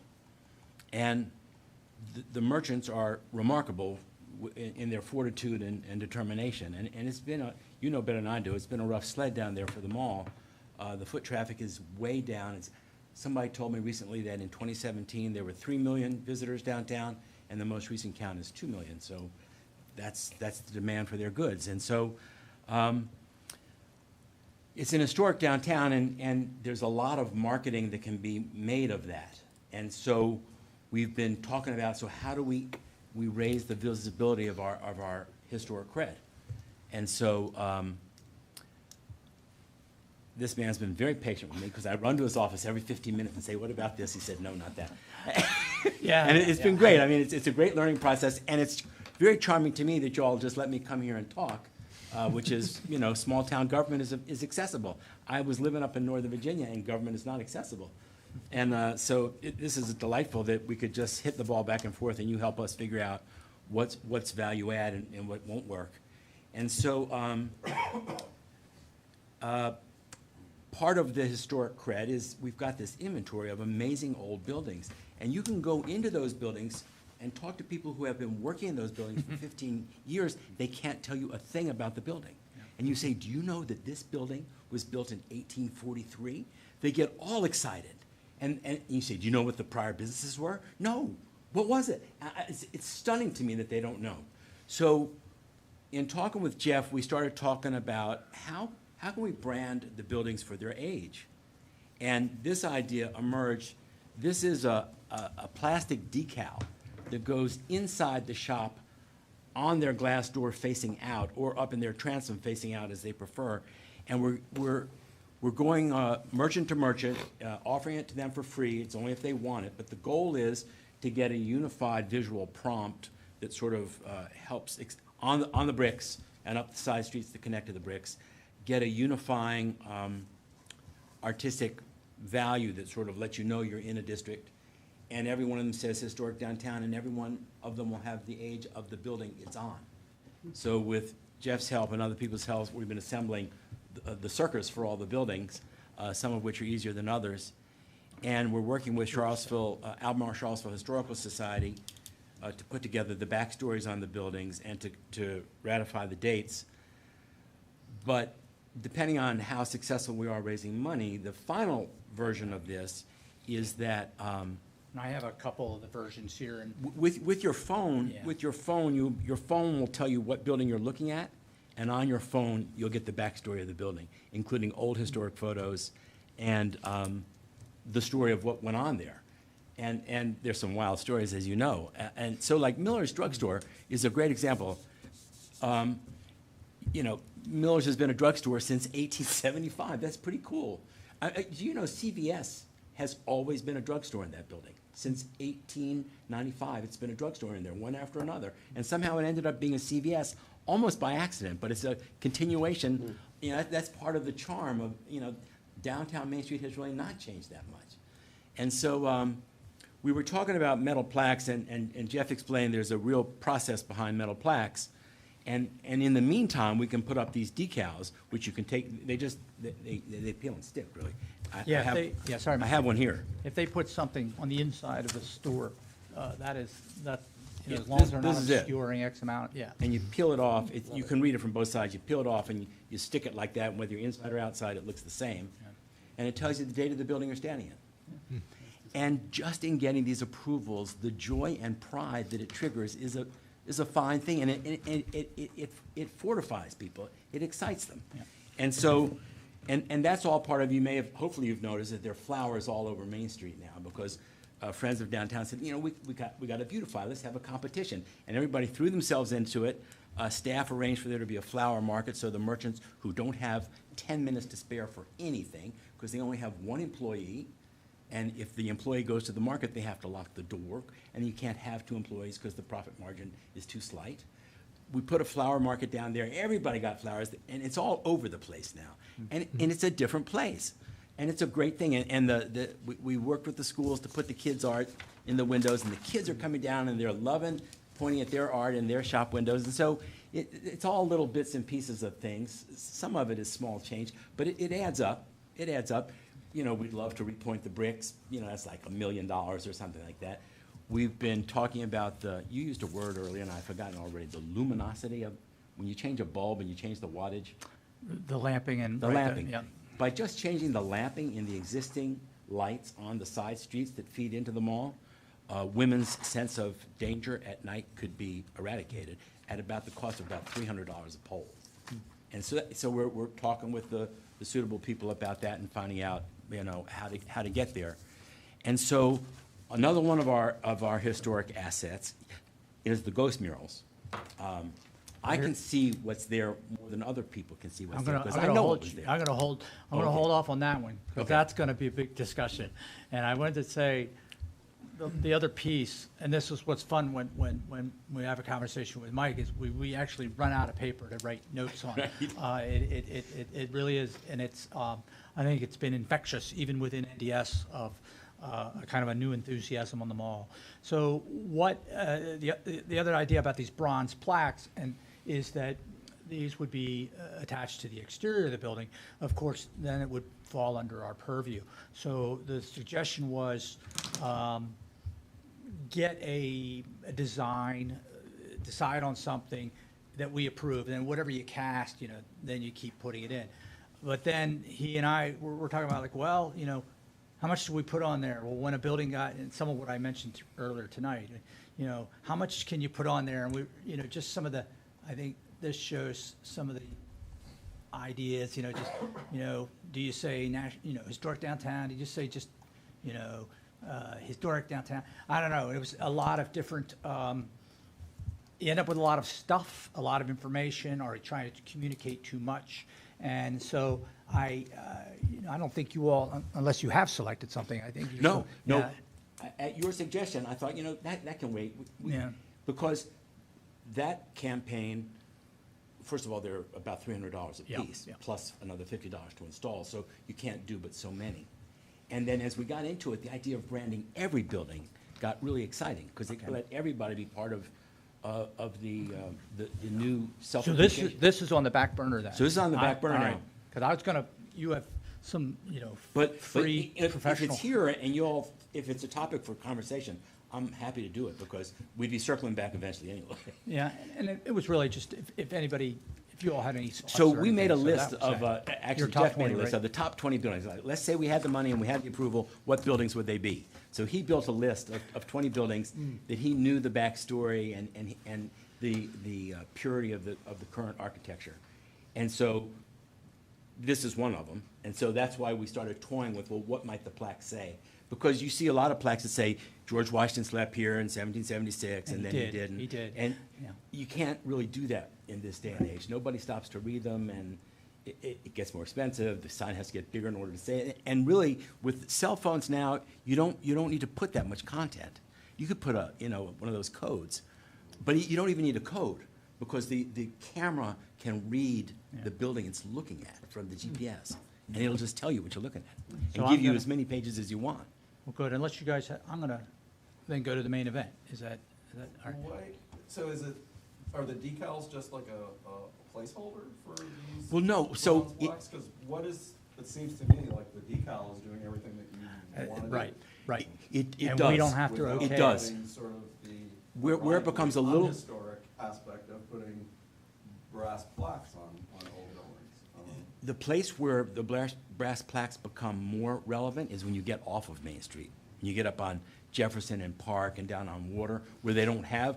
Part of why we got to these is because on Main Street, the front of everybody's building is glass. You couldn't even put up a plaque. And so it found itself in a way. So it's better on the bricks that we use this. But if you wanna really, when you get around to really fortifying the historic walk and what are you passing by, the oldest house up on Court Square deserves a plaque that says something about its age. And so on those properties, they would make, the places where we have the washed out slate signs now might be suitable for new brass plaques, I don't know. Yeah, those are, the old markers are, They're reaching the end of their Complicated. useful life. so which gets us So to the decals, so these would be placed on the inside of the windows? Yeah. That's the current thought? Yeah, Okay. inside out, in part so they'll last longer because they won't get wet. Right. They could go either side. Yeah. In one of the stores in Kilwins, we have to put it outside because they've boxed in the back Yeah. of their transom and you can't get to it. Right.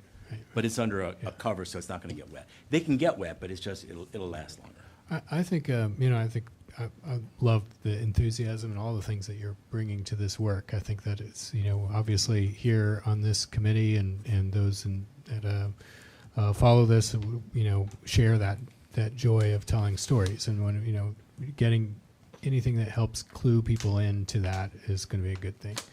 I think my only thought is, as a designer is that most of these will be seen from a pedestrian level, given the scale of the downtown mall. So they seem plenty big, and I wonder if if they end up starting to feel too large. I think the one. Let's say, for instance, if this was successful and they all turn into they seem too large for a brass plaque. If there was going to be a brass, if like that same thing became a plaque, it might end up starting to be too much. Yes. Um, It would get, I mean, you could see one Visual. on Timberlakes, for example. Right, You know, because they right. have brick out there that you could anchor it to. But if you had 12 of them, it Yeah. would not be handsome. Right. And or if they were, they could, you know, getting smaller. I think there's something nice about the decal that maybe is a little disarming, maybe a little bit more contemporary, and not making it feel like we're walking around in a museum. Which I think, you know, I think we need to balance those issues. We want to tell the stories, but it's also a living, breathing city that's changing all the time. So. I mean, I don't think we aspire to feeling like downtown Alexandria or something else Yeah, and where that was- everywhere you turn is you can't touch anything. Right, it's all, that was some of the tension, is there's a story to be told. I mean, I think at times I've envisioned around the city, I've looked at the census data so often, it's like I can just see, you know, where you have, you know, who's resided there, or how that building's been occupied.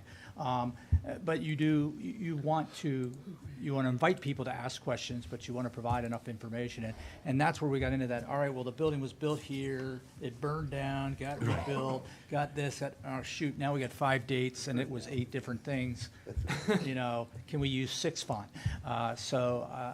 It is, you're right, it's how do we invite that storytelling, and how do we communicate some of it? But I think I just said was enthused about the decal because it gave them freedom to develop something that the merchants liked and that they could do, and it didn't require approval from us. It makes things a lot easier. And as to the size, part of it was triggered by walking along the mall trying to find people's houses numbers, which you can't, or they're done in 75 different ways. But there's a certain size at which you can see it, and below that size, you can't see it anymore. You have to walk in the doorway to see it. So that's where this elevation came from. And the font sort of echoes a lot of the old fonts. Some of them still have their original numbers on them. And it echoes those fonts. So, you know, the only thing I just thought of, might make a note, probably talk to the fire department folks about, they like to have that identifier on the building, so make sure there's no Good idea. confusion created. Yep. So the other piece, and I have shared this with some of you, we discussed this last summer, and I very honestly, I asked Mike, please don't do this, because it's gonna be a coin toss on how the preservation community responds to it. But it continues to sort of percolate out there. And I've actually talked with some other preservationists in the community, and I was a little surprised at how they did not respond exactly the way I anticipated. And but the point being is we do have these vestige signs in a lot of places in the city. The opportunity to, and I would not say restore, but to rehabilitate, and the definition being there, sort of improving it enough that it, you know, maintains its viability, sort of thing. You're not restoring and not reconstructing it. And so this is, I think, the 1914 Coke sign at, it's like Jack Brown is off to the left and Oyster House there on the right. The idea, and this is what artistically it possibly looked like originally, that would obviously be a faux representation of what's there. And the artist that they're working with, I can't recall her name, has been involved in this type of rehabilitation work. And it would be to kind of touch it as lightly as possible to bring elements out and make them more visible. So that's, and you had sent, oh shoot, you'd give me that image, but either way, this is sort of the idea. I want to make it very, very clear. You're not being asked to approve anything tonight. You're not, but it's a discussion that, has been coming, and here it is. The one big thing about this is that when I first looked at it, I said, this is a sign, and per our sign ordinance, it cannot be repainted. There are differences of opinions in City Hall. I don't have an official determination, but the conversation with zoning was that under the circumstances, they would not view this as a sign, but as a mural. So I don't have that formally yet, but for purposes of the discussion, I'm just suggesting, assume this is is not controlled by the sign regs, and this is a historic element of a building that is being proposed for rehabilitation. You can think of it as a mural or an architectural element, but don't, for tonight, worry about it being a sign. And with that, Mr. Gastinger, I'll let you to.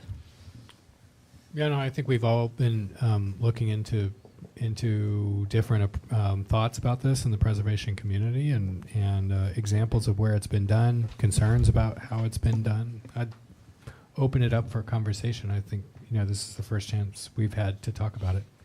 I have a question. I think we got an email today or yesterday, someone said they were adamantly opposed or something like that. Did I miss the rest of that, or did they ever give us any? There backup? was to the BAR. I don't know if city staff was able to respond to them, but there was a member of the public that was in opposition, but they didn't have any. It was just they didn't like it. There was no further argument. no, they had a question as whether they had a chance to voice their opposition. Got it. Yeah. Okay. Is there any, Remy, is there anyone attending online that like to speak to this? Or for those of you online? If you'd like to speak, you can click the raise hand icon or press *9 if you're joining us via telephone. No hands raised at this time. Okay. Thank you. Are there precedents of something like this? Who's the artist or the muralist that does this kind of work? So, as Jeff said, this is a hotly debated topic because there have been towns where they bring them back to full, and they didn't achieve what they set out to do. They did not salute and celebrate the historic story that's right there on the wall in front of you, telling you about what happened 100 years ago. They've just changed it into sort of a garish thing. And there's a firm out of North Carolina, and I learned about them reading the National Trust for Historic Preservation magazine, because they've been following their work through the small southern towns. They have developed their own special technique, which, as Jeff says, they do not give you 2023 colors. What they do is they study the original color and then what would have happened to that color if it was bleached out. And so what they put back is the original color as bleached. So it ends up looking like that after they're finished. And what they've done is they've preserved its legibility, but they have not undercut its historic legitimacy and the magic of the story that it tells. And I have a handout for you, and in it there's a prompt to this article in National Trust, and they've got photos from all of these towns. And you've seen the signs. They all make me smile, Sloan's Liniments and the hat stores and the women's handbag stores. The cigar stores, we got cigar signs all over town. I found one on the side of the consignment shop, Old Henry Cigars. And you have to stare at the wall for a really long time, and then you start to see more than you realize you can see. And so the artist's name is Scott Allred. So what Scott does is he stares at these things, and then he does these computer simulations. And this is the entire wall. Yeah. This is the wall that's there right next to Oyster House Antique. And you can see that the grocery store to the far right did get painted over when they freshened the Oyster House look. But it still says Seed, Hay, and Mill on the side. And the woman who runs the Oyster House tells me that people are taking photographs in front of that wall all the time. And they love it. And they come inside and they ask her, so tell me, what was the story here? She didn't know any of the story, so I gave her a whole sheet of the story. But it's mighty. It's a powerful thing. It's over 100 years old, and it's a time capsule of that moment when, this is the dawn of American marketing, you know. There weren't marketing geniuses until Coca-Cola figured this thing out. And the way they did it, and you probably know this, but all over, so they were born in Atlanta. The first painted house painted building is just outside of Atlanta. And then to show that the product was spreading in availability and to raise awareness of it, they started painting in all the small towns throughout the South. And what they did was they would go to the South, they would find a prominent building, and they would tell the shop owner, we will put your thing on the wall for free if you'll let us put our thing on the wall. And that's how they all happened. And a whole class of artists was born that were taught the craft of freehanding these gigantic things on scaffolding. And a number of small towns have reported that in restoring these things, they have increased tourism, because people come just to look at the signs, but they don't look modern, they look old, they still look like what they are. You know, I bought Coca-Cola for 5 cents, many of you did, I suspect. And so that alone makes me smile. And when Scott taught me that below the Coca-Cola sign it says Owl Cigars, I hadn't seen it until he told me, but I stood in front of the wall today and I could read it. And there's an owl to the left of Owl Cigars. And so before I bothered you about could we have permission, I had to persuade Coca-Cola to give us the money, even though we were not going to paint a billboard. Because they have done this in other places where they see an opportunity, they put a brand new 2023 hot red billboard like the picture he showed you.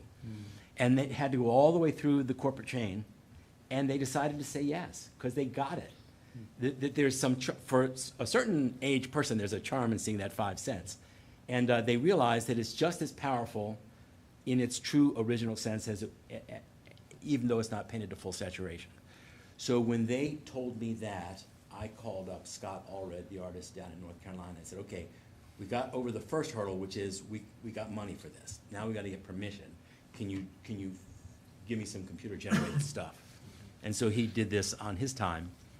And he said that should we get to yes, when he gets the lift here, he goes up and he's looking, there are a lot of dots, and he's looking at the dots, and it's dictating how he attacks. There's green, well, you can see it on this one. If you look at the old wall, you don't know there's green there, but if you look really closely, you can see the green dots, and he builds from that. And he's an historic preservation guy, so his whole thing is to not destroy what's there, just to preserve it, make it more legible, and then there's a whole prep of the brick before he starts with something that stabilizes with what's there, and then he comes back with this, and I've got a description of the paint here, and then he seals it with a matte finish varnish that protects it against the sun going forward. And so, I don't know how familiar you are with that Second Street walk by Jack Brown's, but, you know, it's a little dead, and it's got great potential. And it's this double wide street, and it's a natural gathering place.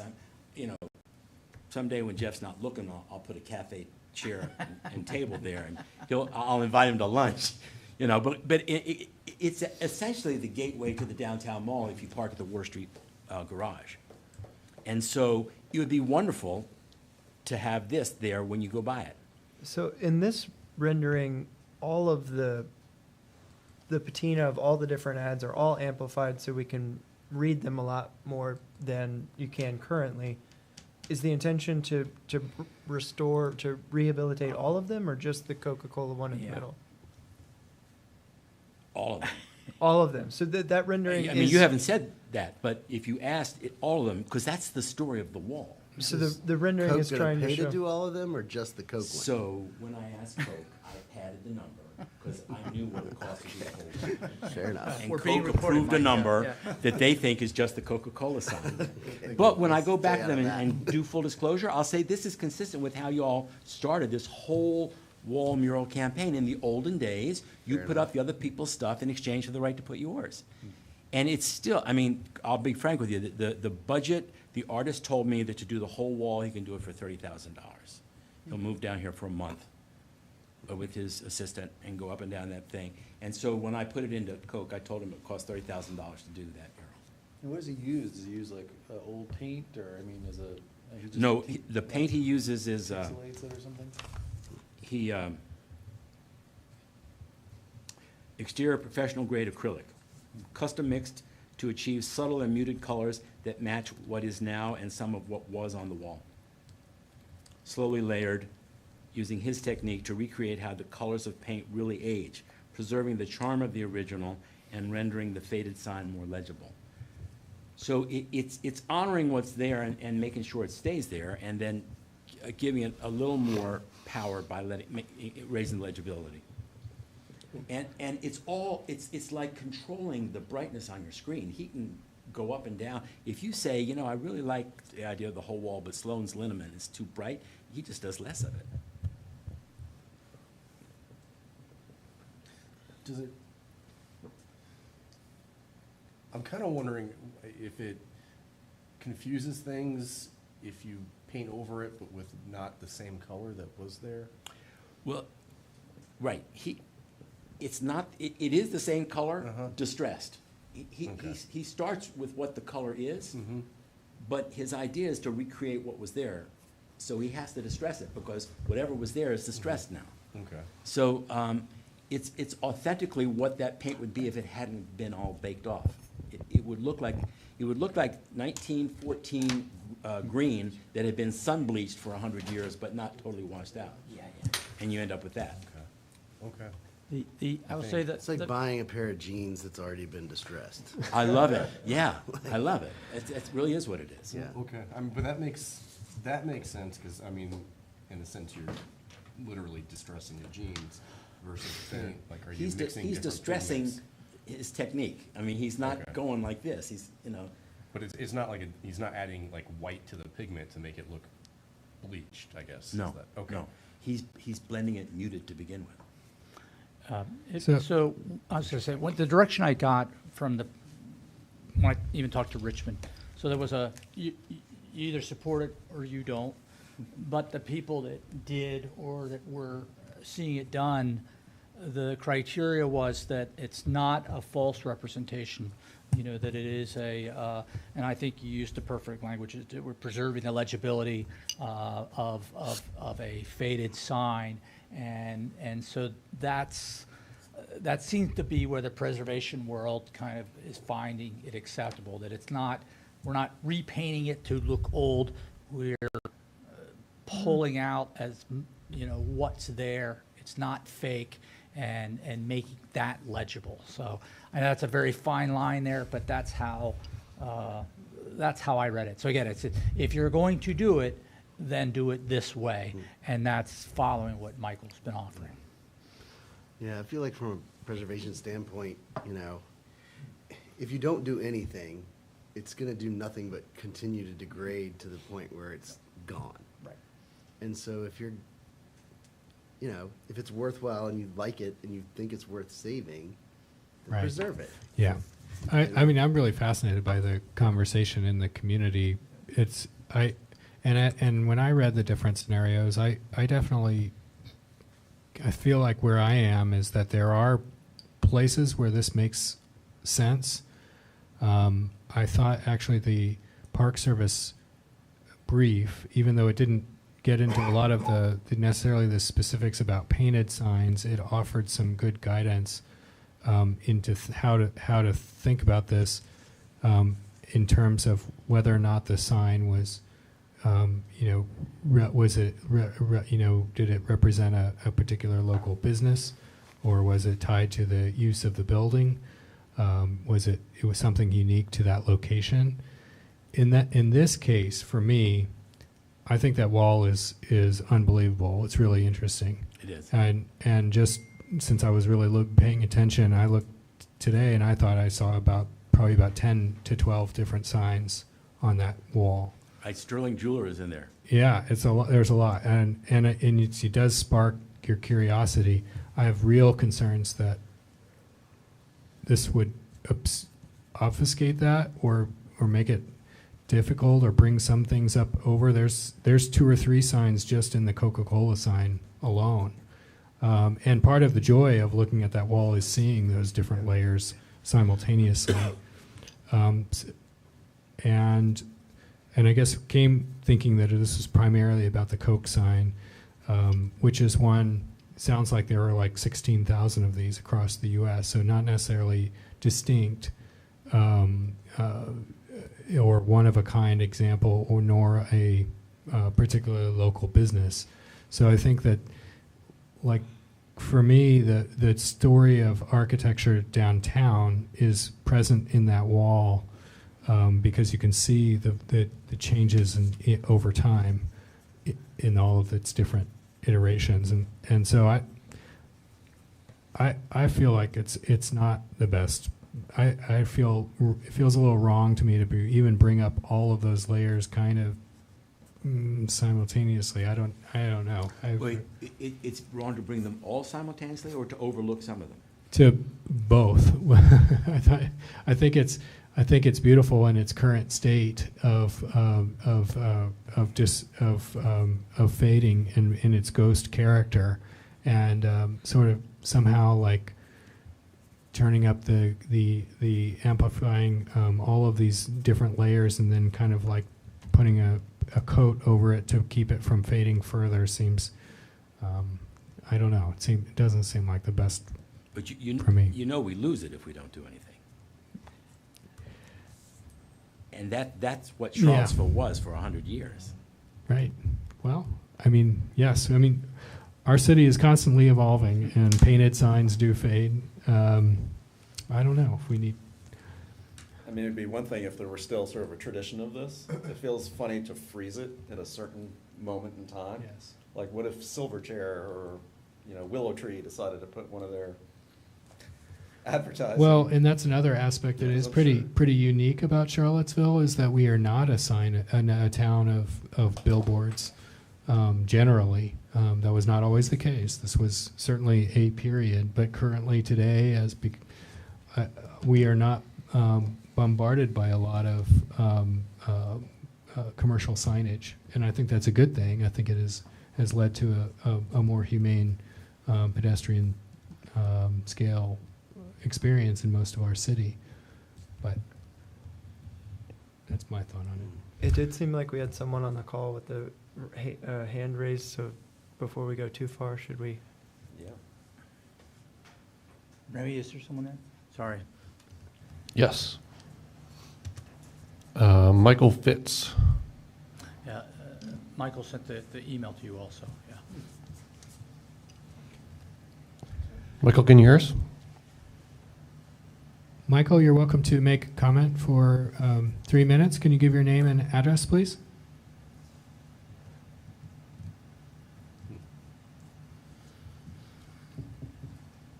We're not hearing you. Can you hear me now? Yes. There you are. There we go. Yep. Okay, good.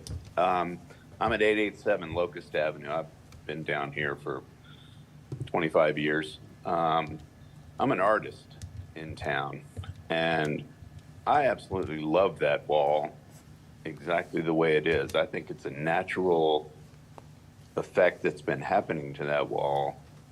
I feel like if any paint is applied, I understand a restoration idea, or not a restoration, but a preservation idea. But any paint being applied to that wall, I think would just be terrible. To be honest, it's a recorded document of time passage, and I feel like you put any paint on that wall, and it's just going to become something artificial and not representing what it is, and giving it like a 2024 upgrade. It just would not be the same. That wall is absolutely stunningly beautiful. Excellent. Thank you for being here and recording that for us. Thank you. So, as I said, we can bright and dim it. If it were the sense of the group that too much saturation undercuts the whole reason you're doing it, then I can tell Scott, show us another version, and he can at least let you see same thing minus 20% of saturation, whatever the right thing is, because it's completely in his control. I said, I need something for tonight, and this is what he sent me. With this feedback, he can, because I agree with Mike Pitt on the phone. I mean, it's a fantastic wall, and the longer you spend in front of it, the more you love it. And quite frankly, to your point that particularly in the Owl Cigar section, there are several other signs. If I were to tell the artist, show us what it would like if you kept everything you see, he could show you that on Yeah, computer I'd like rendering. to see that. Just for discussion's sake would be helpful. I also want to go walk down there and look at it Yeah. some more. Yeah, I would say do that. And then I also would ask, sounds like you spend a lot of time walking around downtown, which is I do. fantastic. Like, is there perhaps another wall where we've got just a singular wall sign, ghost sign, that could possibly be preserved, where you don't have the multi-layers of all these different signs covering each other up, Not like this. There are pieces of signs, like the old AMP sign. I mean, there's so many around town. It's really astonishing. That's kind of That's what, another. is there another yeah. candidate that Yeah. doesn't have the, case. doesn't have the conflicts of Looks like the there's some- collage effect here, that you've got layers on layers on layers. I mean, in our preliminary or pre-meeting discussion, I brought up the point, well, the wall itself has a history of layered signs. Slap a brand-new sign, fresh paint on top of all those, and you'd be honoring that wall just fine, because Right, that's because what they that's did. been the tradition. Uh-huh. Like somebody said, Oyster House Antiques, they could just paint a big oyster on there with some antique chairs, whatever. And I wouldn't be necessarily opposed. I like the patina better, but I think, just from a sequential layering aspect, you could make that argument. Who owns the building? Hal Brindley and his wife Sharon Beckman Brindley. And are they on board with Oh, it? they're totally psyched. They think it's great. And they also didn't know the history of their own building. So with your permission, because this was just supposed to be a discussion and nobody settled in on any point of view quite yet, I did a handout that just describes Scott's work a little more, has a prompt to that article, has a picture of this for you to have. And I will tell him tomorrow that as part of the ongoing discussion with no promises, because when you look at his work, he's done all over and he's a sign painter as well. If you're doing your oyster house, he can do you an oyster house. So he's got that full skill set. And just get you something fresh to look at. And so, procedurally, what would happen at some point when there's I guess a formal proposal to do this, it would require a request for the BAR's approval. Obviously, with any action by the BAR appealable to City Council, so that's the fun part of it. But again, you all don't have to make a decision. The conversation was pretty much as I kind of anticipated. It really is teetering on that. There's a very, very, very fine line here. And Michael Pitt said it well, that preservation, okay, if we could freeze it now. But the minute we start to enhance it, to him, that's an artistic alteration. So I don't know how to leave Mike with a, hey, go do this, and certainly not, I don't want to leave you all thinking that you've made a decision. But best I can say is we kind of continue to explore this. And if I could say what I heard is that it is that, how close to that line of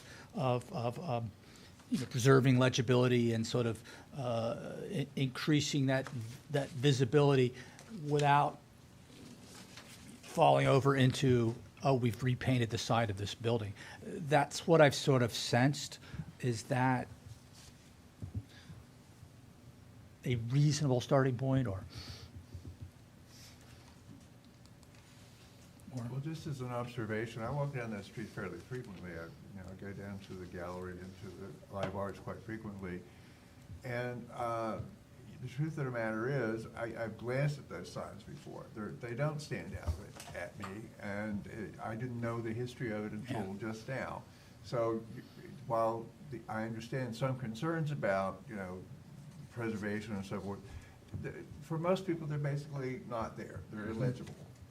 And, I'm struggling with this as well, but I like the notion of drawing attention to what was there, and this process seems like a way of doing that to me, at least initially. So, but what I would like to see if the artist, the sign painter, could come up with a much broader sketch of what he might do for the whole wall, and with various, if you will, tonalities or legibility for us to look at and see if we get comfortable with it. Okay, I'll do that. You know, the first couple of times I walked up and down Second Street and looked at that wall, I thought, man, this looks terrible.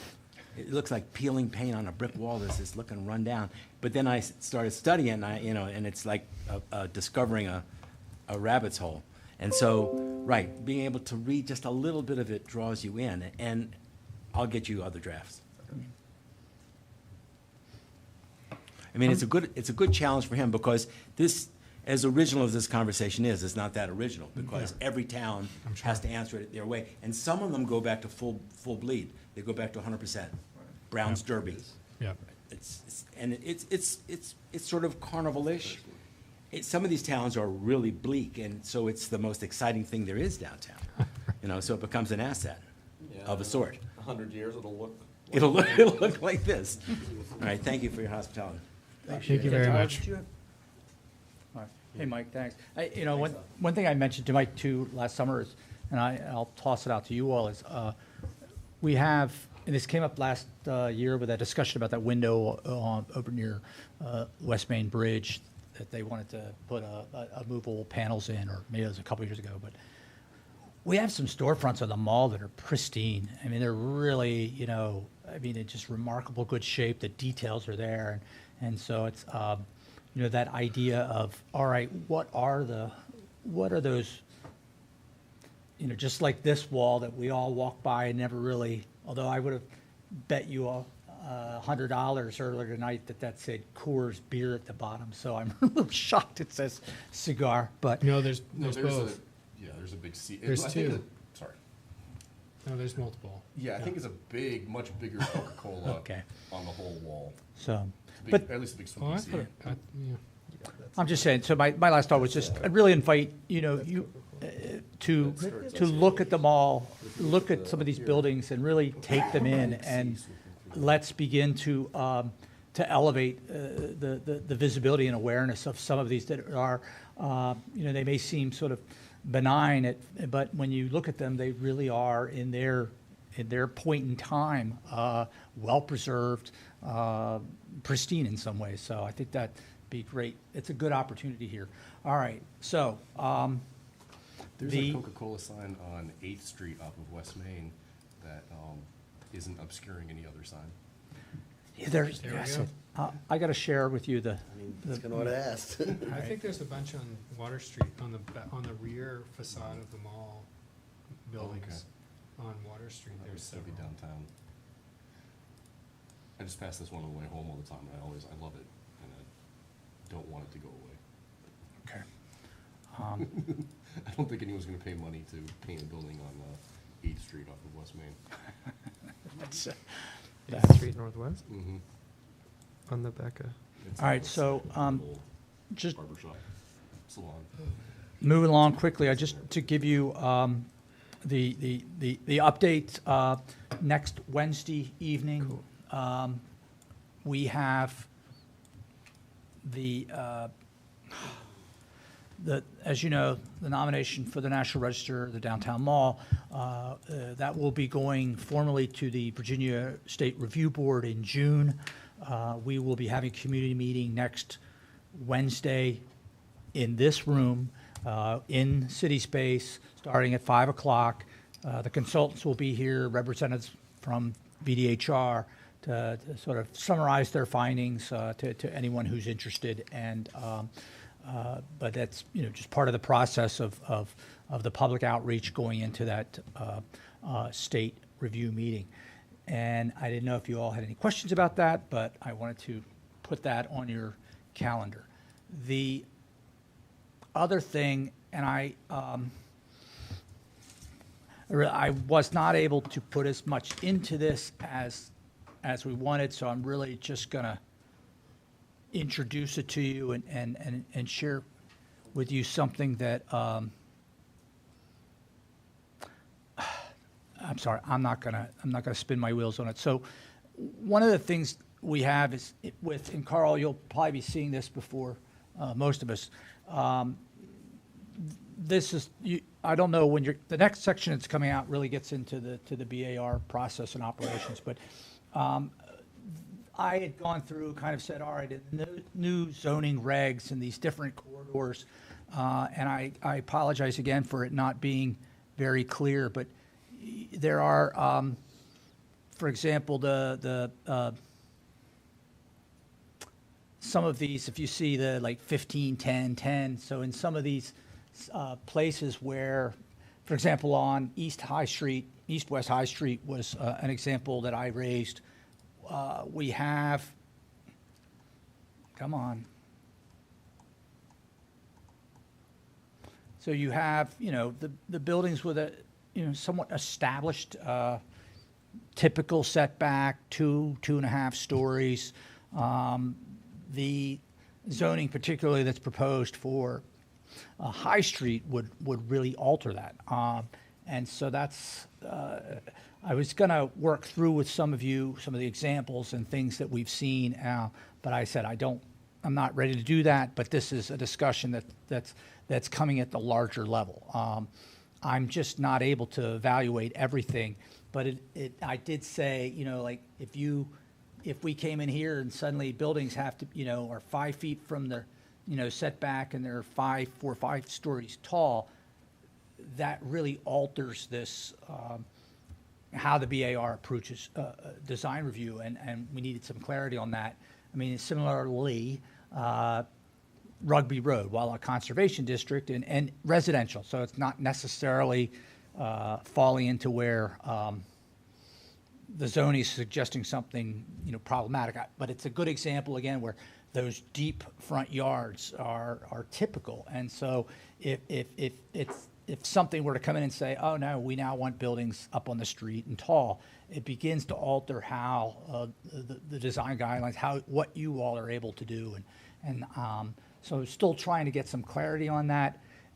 In that process, I've asked Molly to try to create a map tool that we can, just like we did with 3rd Street down here when we said, all right, what's a typical height in this neighborhood? How far back? What's the spacing? So she's began to create a database that, it's not perfect, but it offers some kind of all right, what are we in this neighborhood or on this street?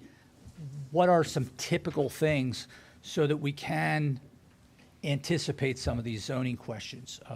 Because I'm most concerned that we're going to adopt the change and it's going to be, oh no, what do we do on High Street? So, but I'll share that with you. And said, Molly, again, her background, GIS, and that's what's been really, she's brought to the table is knowing how to create these maps and the tools that we can use. So that's something positive. I don't know, Carl, what you think about? I kind of, maybe it's a question more than anything. I think we're getting Module 3 very soon because we have our work session next week. I know we have a work session next week, so I think we're getting Module 3, which is supposed to cover overlay districts and things like that. James, I believe, mentioned at some point that he was trying to develop some sort of exception process for properties that are under our purview. I know I have a question that. So, yeah, well, we did have some conversation about that, and it doesn't, just because the new zoning will allow a certain volume doesn't alleviate the requirement that they go before the BAR and for us to apply our guidelines to the project.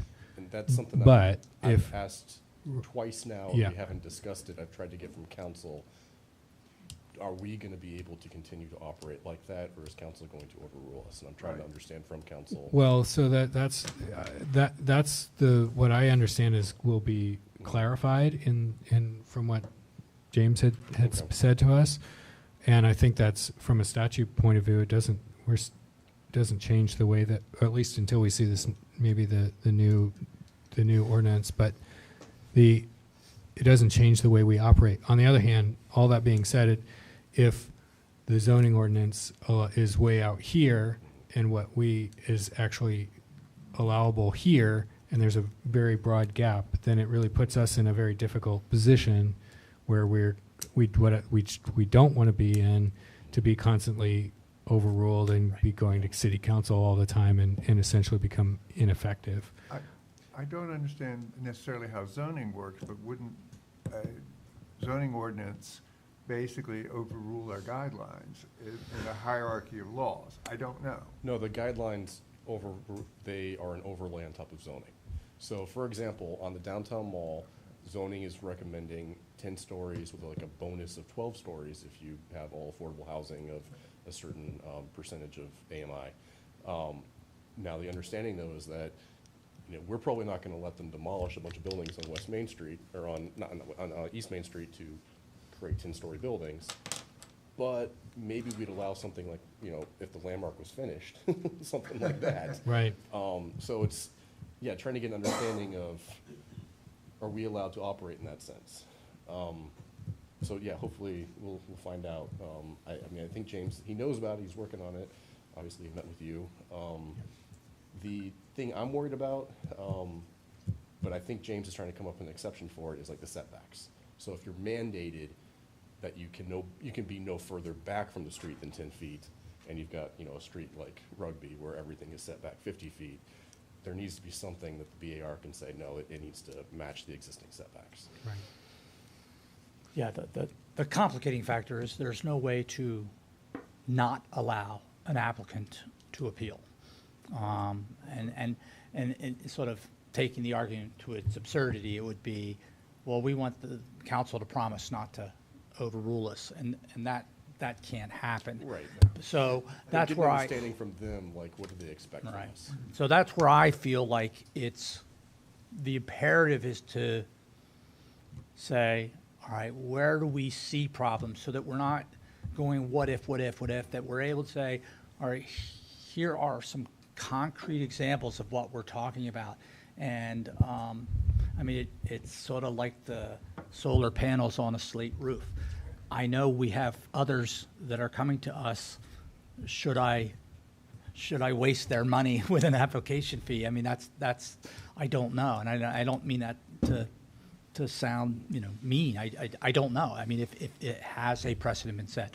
So I think if we can get ahead of this a little bit and be able to illustrate and explain where we see some conflicts. And I said, I think Molly's putting together that data set that'll be helpful. So, but Carl, there's a lot of good thing you lift, because there's going to be a lot of weight on you. I have already read what you will be reading. I hope you rest up. And then I have one last. Well, can I just say one go more ahead, thing? I'm sorry. I think this is imperative for all of us to help tell the story better about the service that the BAR provides to the city. I think that there's many examples in the last few years, the time that I've been on the board, where the design discussion with these major projects we've helped use the leverage of the BAR to not only get better buildings, but actually generate better public space for the city. Thinking of like some of the pass through at the Code building, or some of the application of some of our guidelines to modulating street wall, to street improvements, to provision of bigger canopy trees. All of those things are really helpful. And if we end up in a situation where the most expedient thing for an applicant to do is to bypass the BAR completely, then not only may we then get overruled, but the city has lost that opportunity to actually engage in a design discussion about the public realm, of which we're all a part, and everybody loses out, I think, in that scenario. So I'm definitely not as eloquent as you are in this, but I have tried to explain that we're pretty accommodating when it comes to exceptions to our guidelines, and when it comes to taller buildings and bigger buildings than would normally be allowed. and yeah, making them be better buildings. So, I'm hoping they get that. The last 3 appeals. The last we've what? We've had 3 appeals recently, but they're all, I consider every single one of those a special case. Pretty unusual. A weird case. Before that, council always upheld our appeals and usually, or upheld our decisions. And I think the appeals that came before were, you know, we had neighbors upset that we approved an apartment building. An applicant upset that we didn't approve a surface parking lot. Neighbors upset that we approved a condominium. So it's, I think in general, we've been in line with what council wants. A comment was made last night. Michael Payne, in a discussion about the 2005 JPA, said that, he said the design review process has produced a building that's so much better than what had originally been presented. And so he was really, enthused. I mean, it was a positive statement about, that the result of that process. So I think it's helpful. But, Breck and I, in conversations after the last couple appeals, what I've said is I just haven't done a good job of communicating to council what we do. I mean, when we're like, well, this is the BAR. No, we're not the ERB. And so I've got to do a better job. All right, last question. This is actually me asking for help. And you all, this is, I'm sure you know the building. There's Levy Building. This is Redland Club. This is not Swan Tavern. I have told more people in the last 3 months that is not Swan Tavern. And actually the sign out front says that Jack Jewett operated the Swan Tavern. He did not. His father did. But I jump ahead. So when I was in grad school in Breck, I'm hoping you might remember who did this. When we looked at the old poorhouse out there behind the JAG school, the law school, someone who was a landscape architecture student said, well, I do a sketch of what I think you're describing. And so it's this really effective drawing. So I've been playing around with, this is what I was doing the other day instead of listening to my wife. I just started sketching like, all right, well, we know what was at Swan Tavern, a 2-story frame building. We know where things are because of, and I'll show you in a second, some of the things that Ben's been able to uncover. So I just doodled this up, with this in mind. And I took, and this is incomplete, but it's an early field report of what they were finding, where the flags were, all those things. And this very preliminary, you remember that the thing that's on the side, the well's not even shown here, but sorry, the cursor is misbehaving, but we know that Swan Tavern came out to about this point here because we have some old drawings that, insurance drawings to show this, and then where that Sally Port is, evidence of another structures there. And so I kind of took that Ben's drawing and kind of said, all right, well, that's spatially where I see things. And I said, just my really crude sketch to try to say, this is what that site looked like, given the information we have. And my ask to you all is, you know anybody that's like good at drawing those kind of things? I mean, even if I don't know. To me, it brings that site to life. And when I've taken folks up there and walked them around the site when, before it was covered up with gravel, they don't realize the extent of it, that how much was going on there. And so I just feel like some sort of sketch or illustration would help.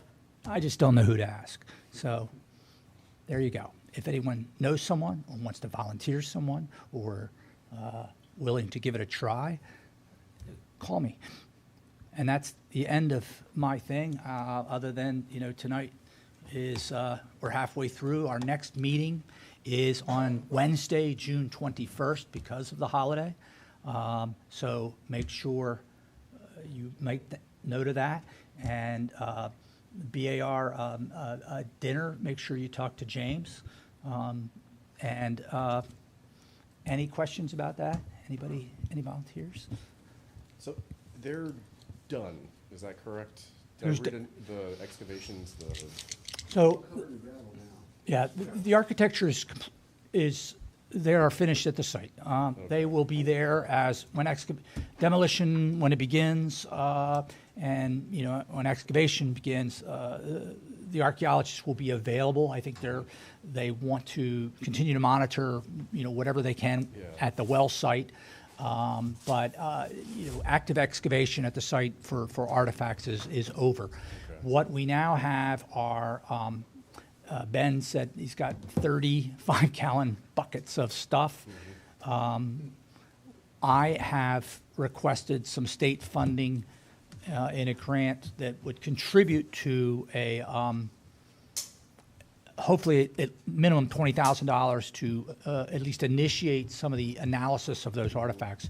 And, you know, we're talking ceramics, animal bones and parts, personal items, buttons, pipes, things. So the cost of a thorough artifact evaluation is close to $80,000. So I'm going to see what I can do to seek some funding to get us close to that. But it's the so the county, you know, did that initial, you know, the excavation, the archaeology on the site, and now we got an awful lot of stuff that we, you know, the one thing Ben can do is say, I found things at this site that date from, you know, the late 1700s to early 1800s, probably associated with Swan Tavern. We didn't find any graves. Here's your report. What we'll hope to do now is say, how do we interpret these artifacts? How do we understand them? And another one is to get some understanding of what sort of repository, how should they be kept and managed so that they're accessible to people. So, so really exciting. I stay tuned. It'd be nice to have a little space at the new courthouse to put some of it, not I'll have to make it gallery, bigger. Well, no, and the county's mentioned that. I mean, I think there's realization that this site that story can be told, but that gets into that. But the funding to do that evaluation that contributes to that interpretation. So yes, if you know an artist, call me. And that's all I have. Thank you all for your patience tonight. Thank you for meeting Michael. Like I said, it's hard not to. The guy's energetic and enthused, and it's a nice feeling to walk on the mall and feel some excitement and enthusiasm I love getting pats on the back and things getting thrown at me. So, good night. Do you have a motion to adjourn? So moved. All right. Thanks, Jeff. If you don't agree, you can stay here.